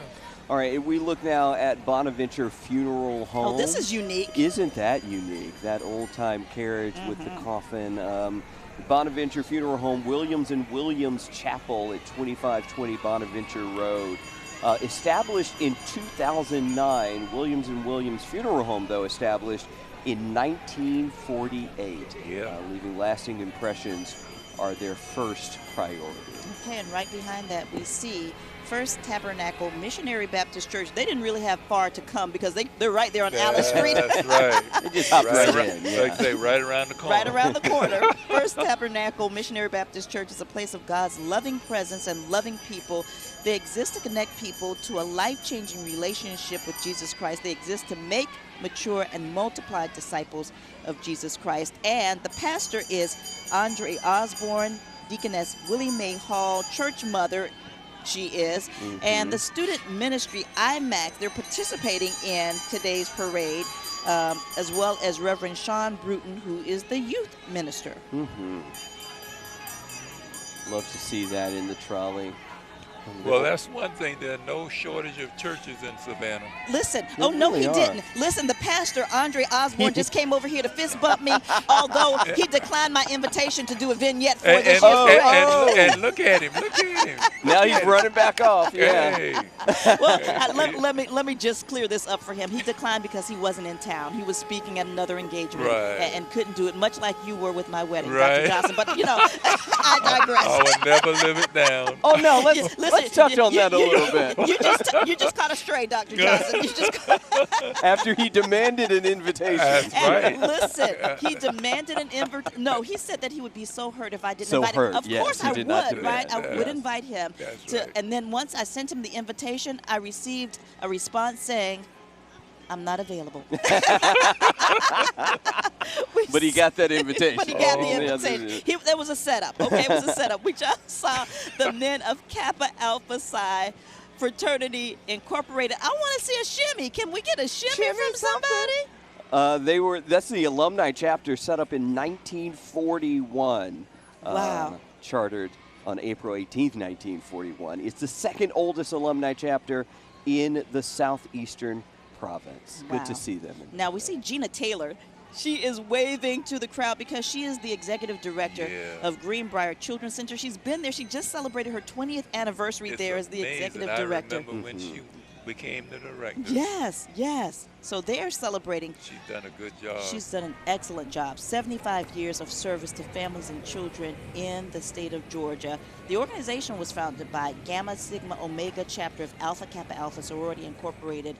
It began actually as an orphanage in July of 1949. Their current programs include 3 early childhood education and care centers serving children ages 6 weeks to 5 years, Wendy's Preschool, WW Law Learning Center, and Greenbrier's Infant Center. Okay, so now we're taking a look at First African Baptist Church of East Savannah. Reverend Cornelius and First Lady Ashley Lloyd, they are at the helm. And can I just mention that Reverend Cornelius Lloyd attended Herschel V. Jenkins High School? All right. Yeah, you can't just mention it. We knew you were going to. Yes. He was a schoolmate of my daughter Whitney. Oh, love that. All right, as they continue to make their way down, First African Baptist Church of East Savannah. And we see the Seaport Steelers right behind them, right? Did we see the Seaport Steelers yet? Yeah, I don't know if we saw them yet. That's them right there, right? Yeah, the there black they and are. gold. Yeah. Okay. Yeah, they are. Black and gold. I know those colors anywhere because I don't like the Steelers. not these Steelers. I'm talking about the Pittsburgh Steelers. But I love these Steelers. Yeah. I love these young people. All right, the Steelers, it's a nonprofit organization. They focus on mentorship and development of student athletes.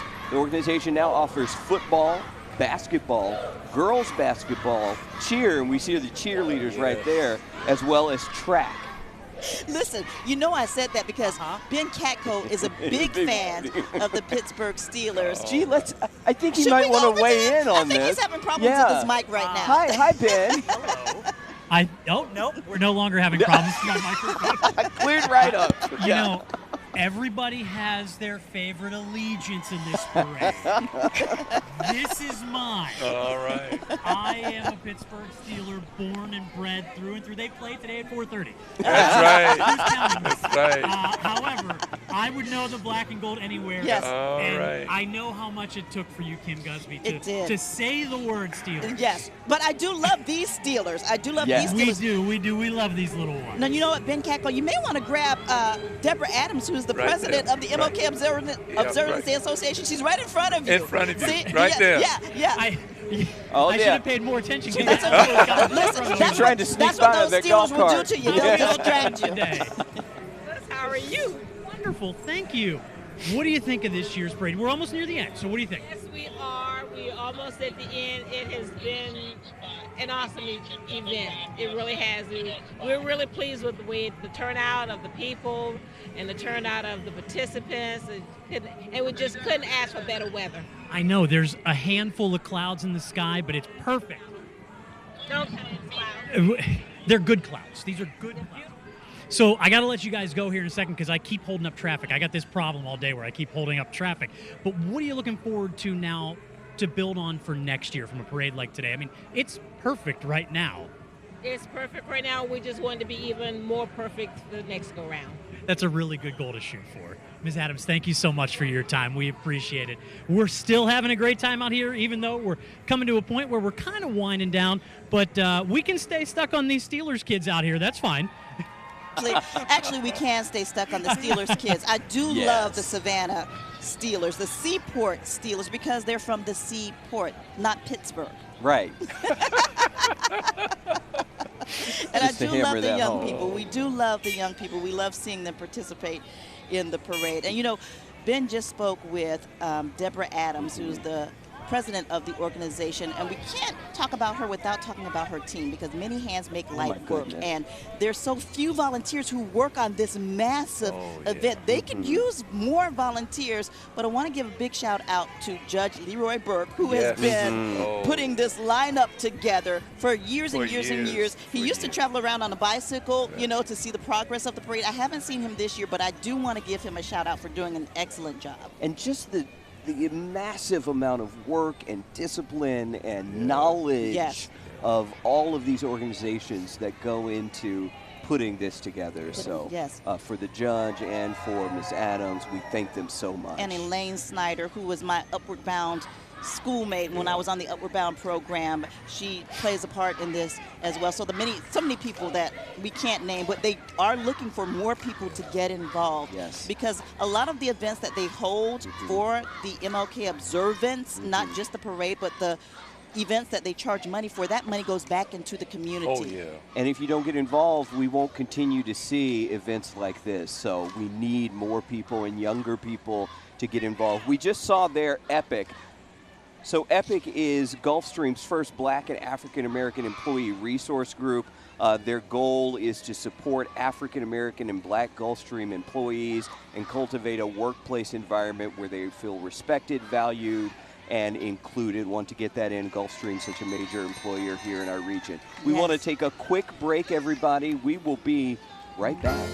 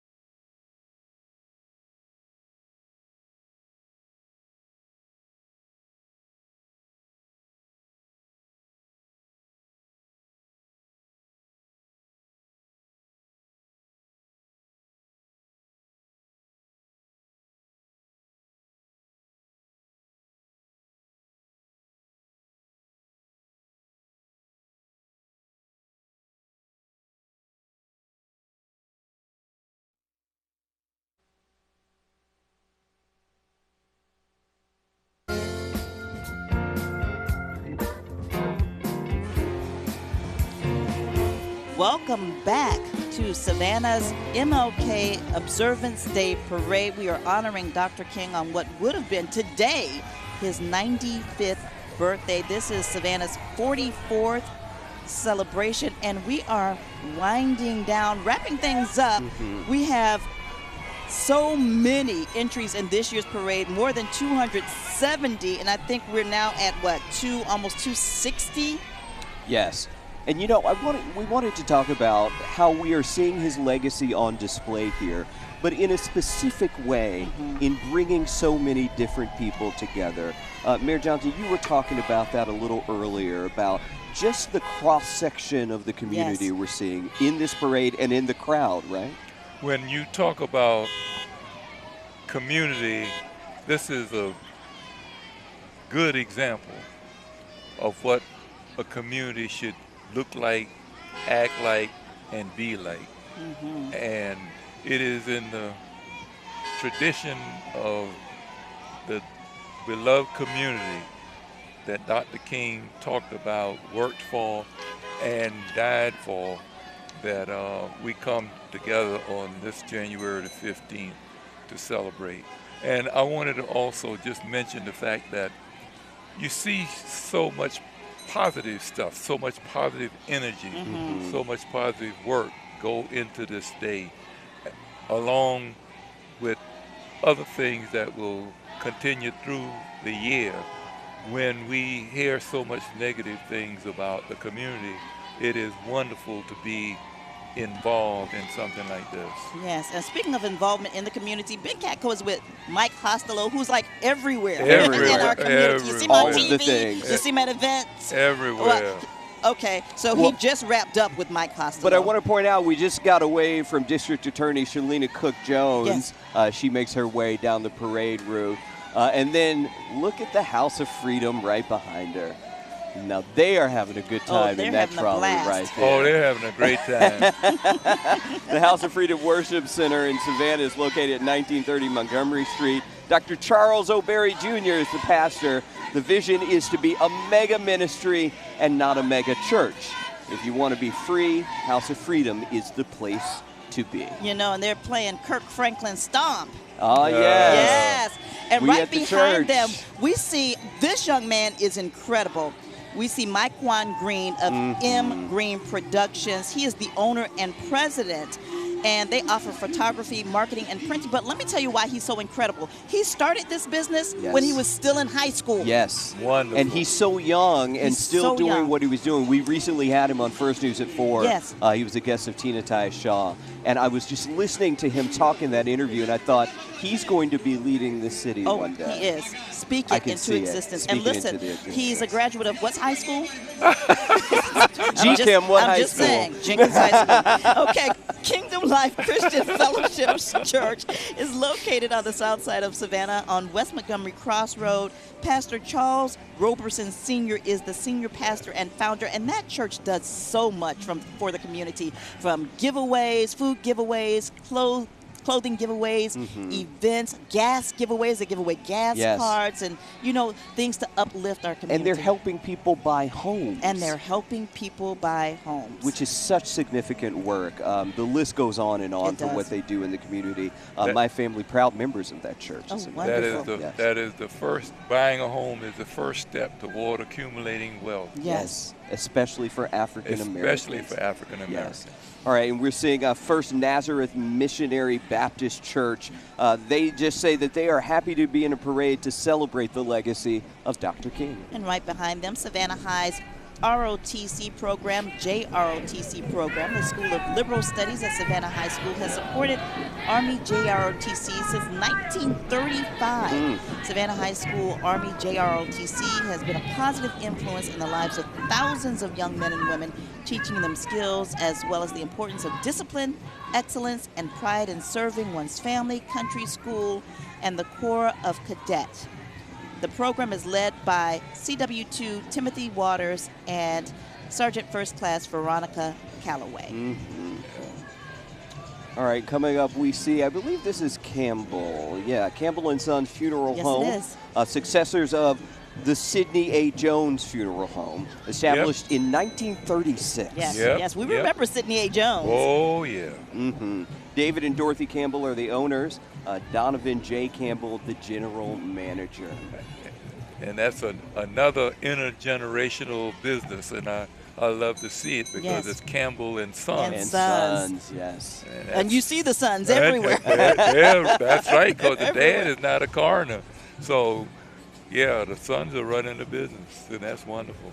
Now, in the distance, we're taking a look now at the Groves High School Marching Band. That's the Robert W. Groves High School Marching Band. Let's talk about Groves High School a little bit, Dr. Johnson, because when we talk about desegregating Savannah-Chatham County Public Schools, Groves High School was one of those schools. It was one of the first two, Savannah High and Groves. There were 19 African-American students selected by the NAACP to be the first to go to these two schools. The school system fought desegregation for a long time in the courts. And finally, the federal judge said that you will desegregate these schools in the fall of 1963. And so those 19 students were selected, and they weren't equally divided between Groves and Savannah High. But there were some tough times at Groves and at Savannah High during that first year. And so it is so nice now to see these schools probably not even knowing the history of that period of their history. But things have changed, and anybody who says that things haven't changed in Savannah and Chatham County, they just don't know the history. And as we see them approach, we touched on this earlier, about the difference between, we're right on the same page, Kim and I are, the difference between desegregation and integration. All right. Desegregation is simply the removal of racial barriers that separate people physically. Integration is where there is a melding of the groups and a mutual respect for the history and culture of the groups, which basically form something different than existed when things were separate. So you can desegregate but not integrate. And you can have, for example, in the early days of school desegregation, you had desegregation, but the students weren't. They were not. They weren't integrated. Yeah. And I get it. Still separate. They were still separate. You can place someone in an environment and still not accept them. Oh yeah, and that's what happened in the early days. A good difference to know for sure. Thank you, Dr. So Johnson. I rarely use the term integration, and I can talk about a lot of desegregation because in my day, everything was segregated, and desegregation means the end of segregation. Yes, right?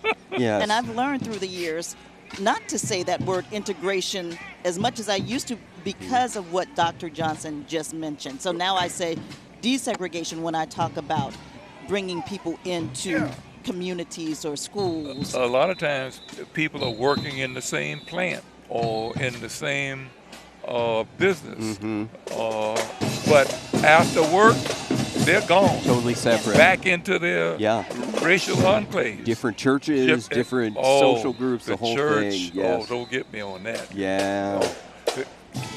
In the day, we said that the 11th hour on Sunday is the most segregated hour in America. In all of America. And it still is. It is. It still is. Well, thank you. For some reason, we haven't integrated the church. Or sometimes people act like there's a black God and a white God, rather than God. And I don't want to get into that. But, well, you know what? This is a good time to take a listen to the Groves High School Marching Band.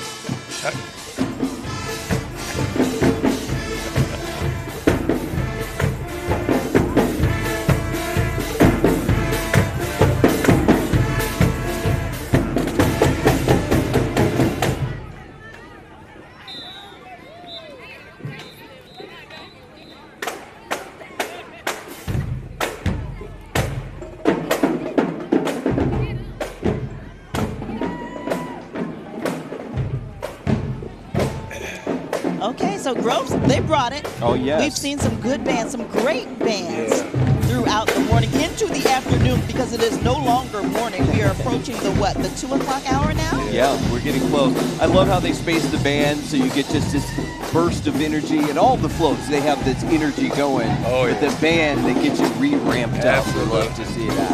Yes.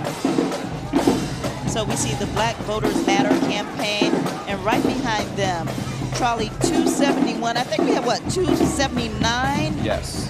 279 entries here in today's parade. So we're trying to find our place, because you know how parades go. Sometimes people meander in and out, and so things get out of order just a bit. Well, this is St. Philip AME Church. St. Philip AME on the boulevard. What Mayor Johnson was talking about earlier, the distinction there. Where the Reverend Dr. Carson Holloman Jr. is the senior pastor. This church is on the National Historic Register and was designed by the renowned architect John Anderson Langford. On the boulevard. On the boulevard. Not to be confused with St. Philip AME Monumental. Yes, right. On Jefferson Street. On Jefferson Street. There is a difference, yes. Okay. Hold up, wait a minute. Can we put the Bulldogs in it? Here is Dr. Johnson's alma mater, Yes. AE Beach High School. Yes. Here's their ROTC as they make their way down. I'd love to see that. Yeah, when you go back in history, the history of Savannah, you will find AE Beach and what was Woodville then became Tompkins. My mom's alma mater. Hey, we have produced some outstanding people for this community. We're taking a look now at Riverview Health and Rehabilitation Center. As the largest facility in Chatham County and situated along the Herb River, their 190-bed facility provides 24-hour rehabilitation and skilled nursing with care with quality health care services. They provide, they say, compassionate health care and short-term rehabilitation services to support living the best quality of life. Such a service to the community. So behind them we have coming up, and I love this name. It's an interesting name to me. The Lady Goon Squad. The Lady Goon Squad. Yes, the Lady Goon Squad. That's right. We need to know more about this organization. We need to know. As they approach, right now waving on their float. Yes, it's a social service club here in Savannah. And I like they put the lady in front, but you know we can act up if we want. That's where the goon squad. comes in. That's where that comes in. Yeah. But ladies. Well, we're ladies. Yeah. We're going to do it in a ladylike manner. Mullins High School marching band coming up behind them. Another marching band. You see the ladies there dressed in sequins as they strut down Martin Luther King Boulevard. Love to see that. Now, I'm wondering what city they're from. Mullins High School. Well, regardless, welcome to Savannah. Welcome to Savannah Mullins High School. Let's listen in. Okay. The PD of South Carolina. All right, let's listen to what they have.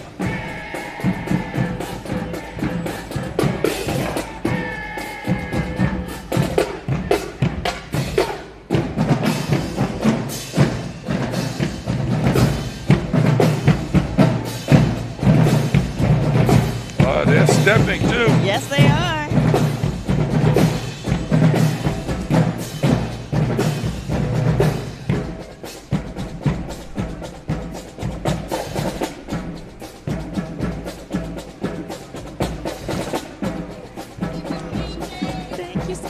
So this band from the Marion County School District out of Mullins, South Carolina. And you mentioned they were stepping. Yes. So, I mean, look, the tradition of stepping in the African-American community, particularly among the sororities and fraternities, right? That's right. Yeah. Can you step, Dr. Johnson? Oh, yeah, I can still step.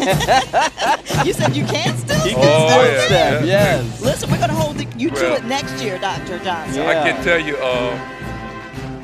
Beach went down to Florida to see Florida A&M University. Oh, yes. And we came back and brought that high stepping back to Savannah in terms of the band. Okay. And changed the game. It changed everything. Love that.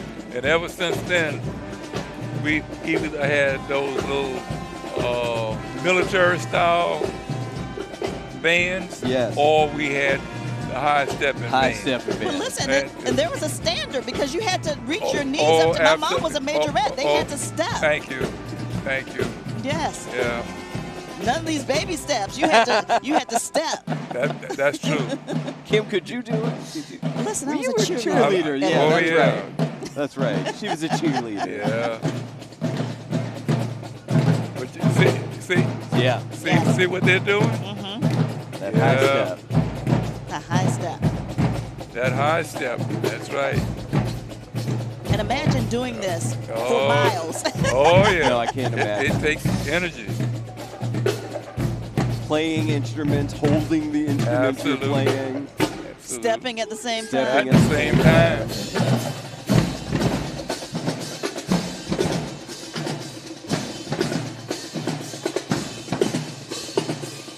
Bravo. Great job. Great job. All right, follow up. We have Urban Christian Academy coming up behind them. So Urban Christian Academy wants us to mention that the school's name and founder, Dr. Sandra Gordon, and also give a thanks out to Charles Gordon. We've had them on First News at 4 as well, and the incredible legacy that they have here in Savannah community. Not only with the school, but with their sons. Yes. You know, former state representative Craig Gordon and their other son, who, I'm sorry, not Craig. Not Craig Gordon. Okay, different Gordons. Different Gordons. Different Gordons. Okay. Different Gordons. I was in high school with Craig's father. Okay. Charles Gordon. You know what? That is Charles Gordon. Yeah, but that's another good. Gordon. Thank you, Okay, Mayor. so because another Charles Gordon, a different Charles Gordon. Okay. Oh, look at this. Look what's on the screen right now. So you can see, that the basketball. Yeah, no, The that was basketball. good. That was good. So everybody, the Forsyth Farmers Market truck just came by.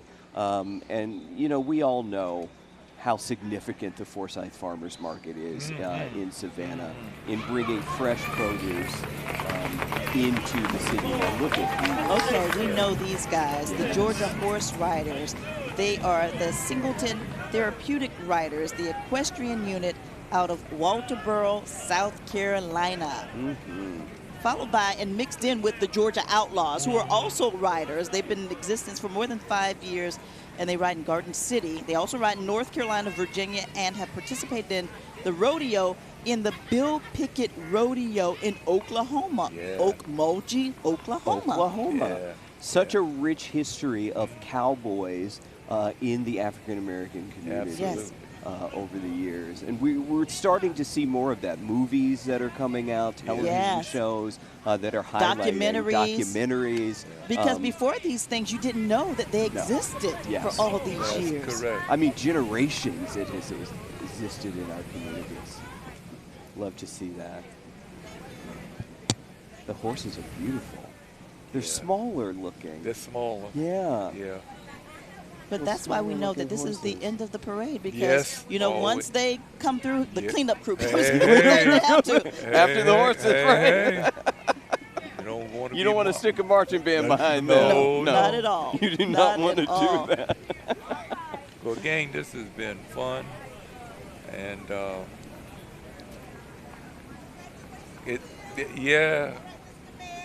right. You can hear people walking by. Yes. It's always fun. Well, I tell you all, this has been such an honor for me and a lot of fun. And Mayor Johnson, you and I see each other all the time, but to be able to get here and sit and talk with you and learn so much of the history from you has just been an incredible experience today. Thank you. I've been fortunate to live so much of it that it's easy for me to comment on it when it is appropriate. Yeah. And sometimes when it's not. Well, But you know, the day's not over, so we want to tell you about some other events that are Yes. going on, sponsored by the MLK Observance Day Association. And one is the jazz concert. Oh, wait, before we get to that full Yeah, screen, wait a take minute. a look at this. Oh. Okay, no hands. No hands. Well, these are outlaws. Okay. Yeah, This- they are This outlaws. looks outlaw-ish. That- yes. yeah, and dangerous. Don't try that at home, kids. Do Yeah. not, do not. Okay, so we want to tell you about the jazz concert that's coming up right now. It's going to happen in just a few moments as soon as the parade is over at 2 o'clock at the Unitarian Universalist Church. It is the We Are One jazz concert featuring jazz vocalist Huxley Scott and the music embracing Dr. King's message of unity, support, and acceptance. Also, the Savannah State Wesleyan Choir will be performing, and the Unitarian Universalist Choir will be performing. It is free and open to everyone. Right, and we want to tell you to jump ahead a little bit. We've got the Unity Brunch. That's coming up in March, so it is another city tradition. The Savannah MLK Unity Brunch. It's an annual networking event. It honors Dr. King by bringing people together from all walks of life in the spirit of what he stood for. The MLK Business and Community Unity Brunch takes place at the Marriott Riverfront on Saturday, March 9th. So you still have time to plan and get your tickets. Tickets can be purchased through the Savannah MLK Observance Day Association. And we also have the Gospel Festival that's coming up. The Savannah Martin Luther King Jr. Observance Day Association will present their annual Gospel Festival. This year's edition will be at Connors Temple Baptist Church, right on the corner of Gwinnett Street and MLK Boulevard. You can find out more about all of these events and many others to honor Dr. King on our website. We put them all in one place for you, WSAV.com/MLK. And we will be right back.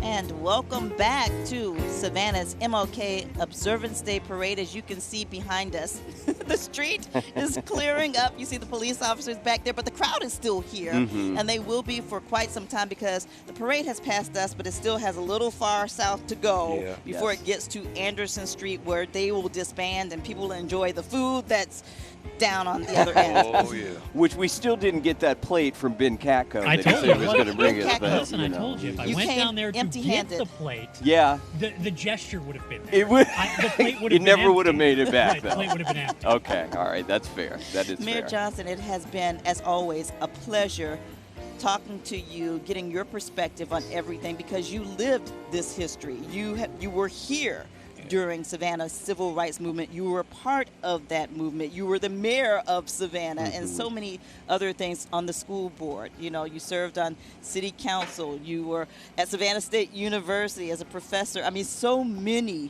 things. And so it's great to have your insight and your perspective and your correction when we when we stray a little bit from the facts. But I wanted to say to you, and I said it a little before the commercial break, just the honor for me as a younger African-American man to be able to sit here at your feet and just soak in the knowledge.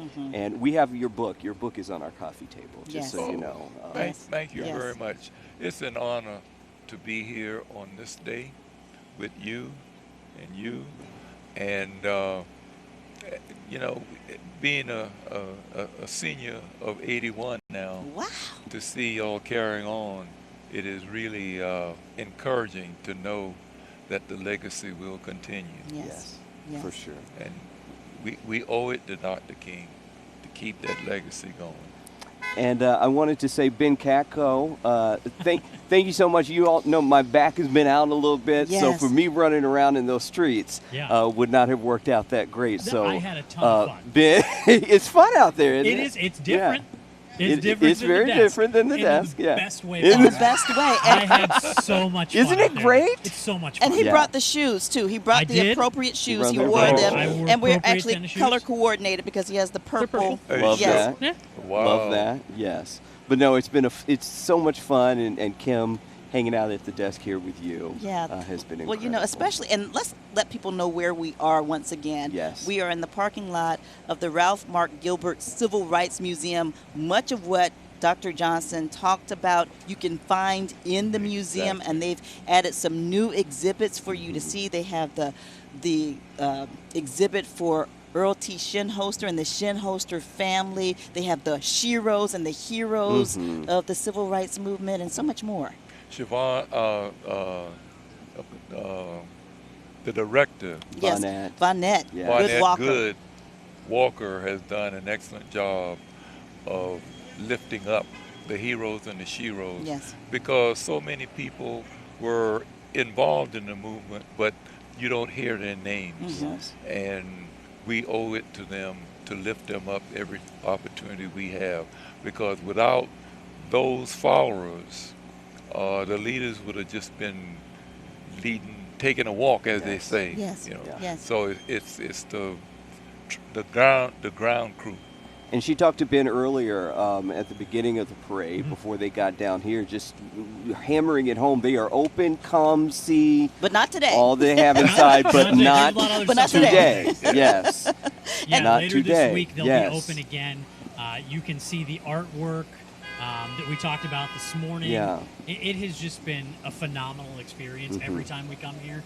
It continues to get better every year here. Yes. They could not be more hospitable to us. Yes. And it's just a wonderful experience. If you've never been, I would highly encourage you to come down. Yeah. And you talked about the artwork. The artwork done by Panhandle Slim is the latest, installment of things that you can see, because that depicts Mercedes Wright Arnold and one of her quotes, and it's just a beautiful picture that Vonette asked him to do 5 days ago. He did it in 3 days? She said he was done in 2. 2 days. 5 days notice, 2 days.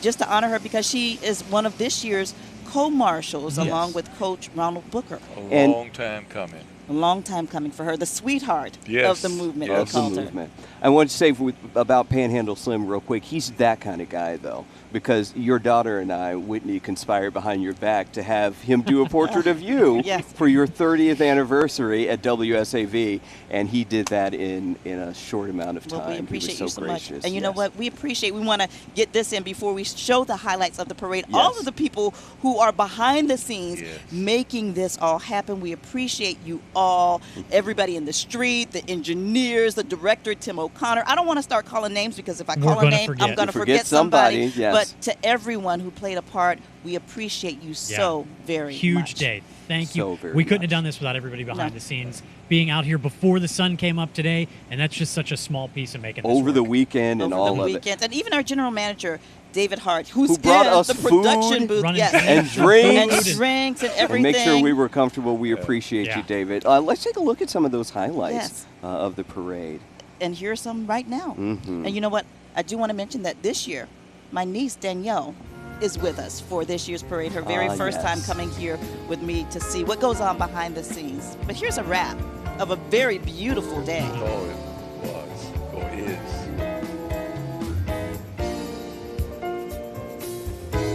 All right, that'll do it for us.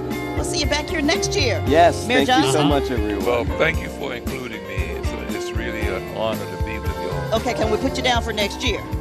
Yes. Okay. And remember, everybody, it is a day on, not a day off. That's right.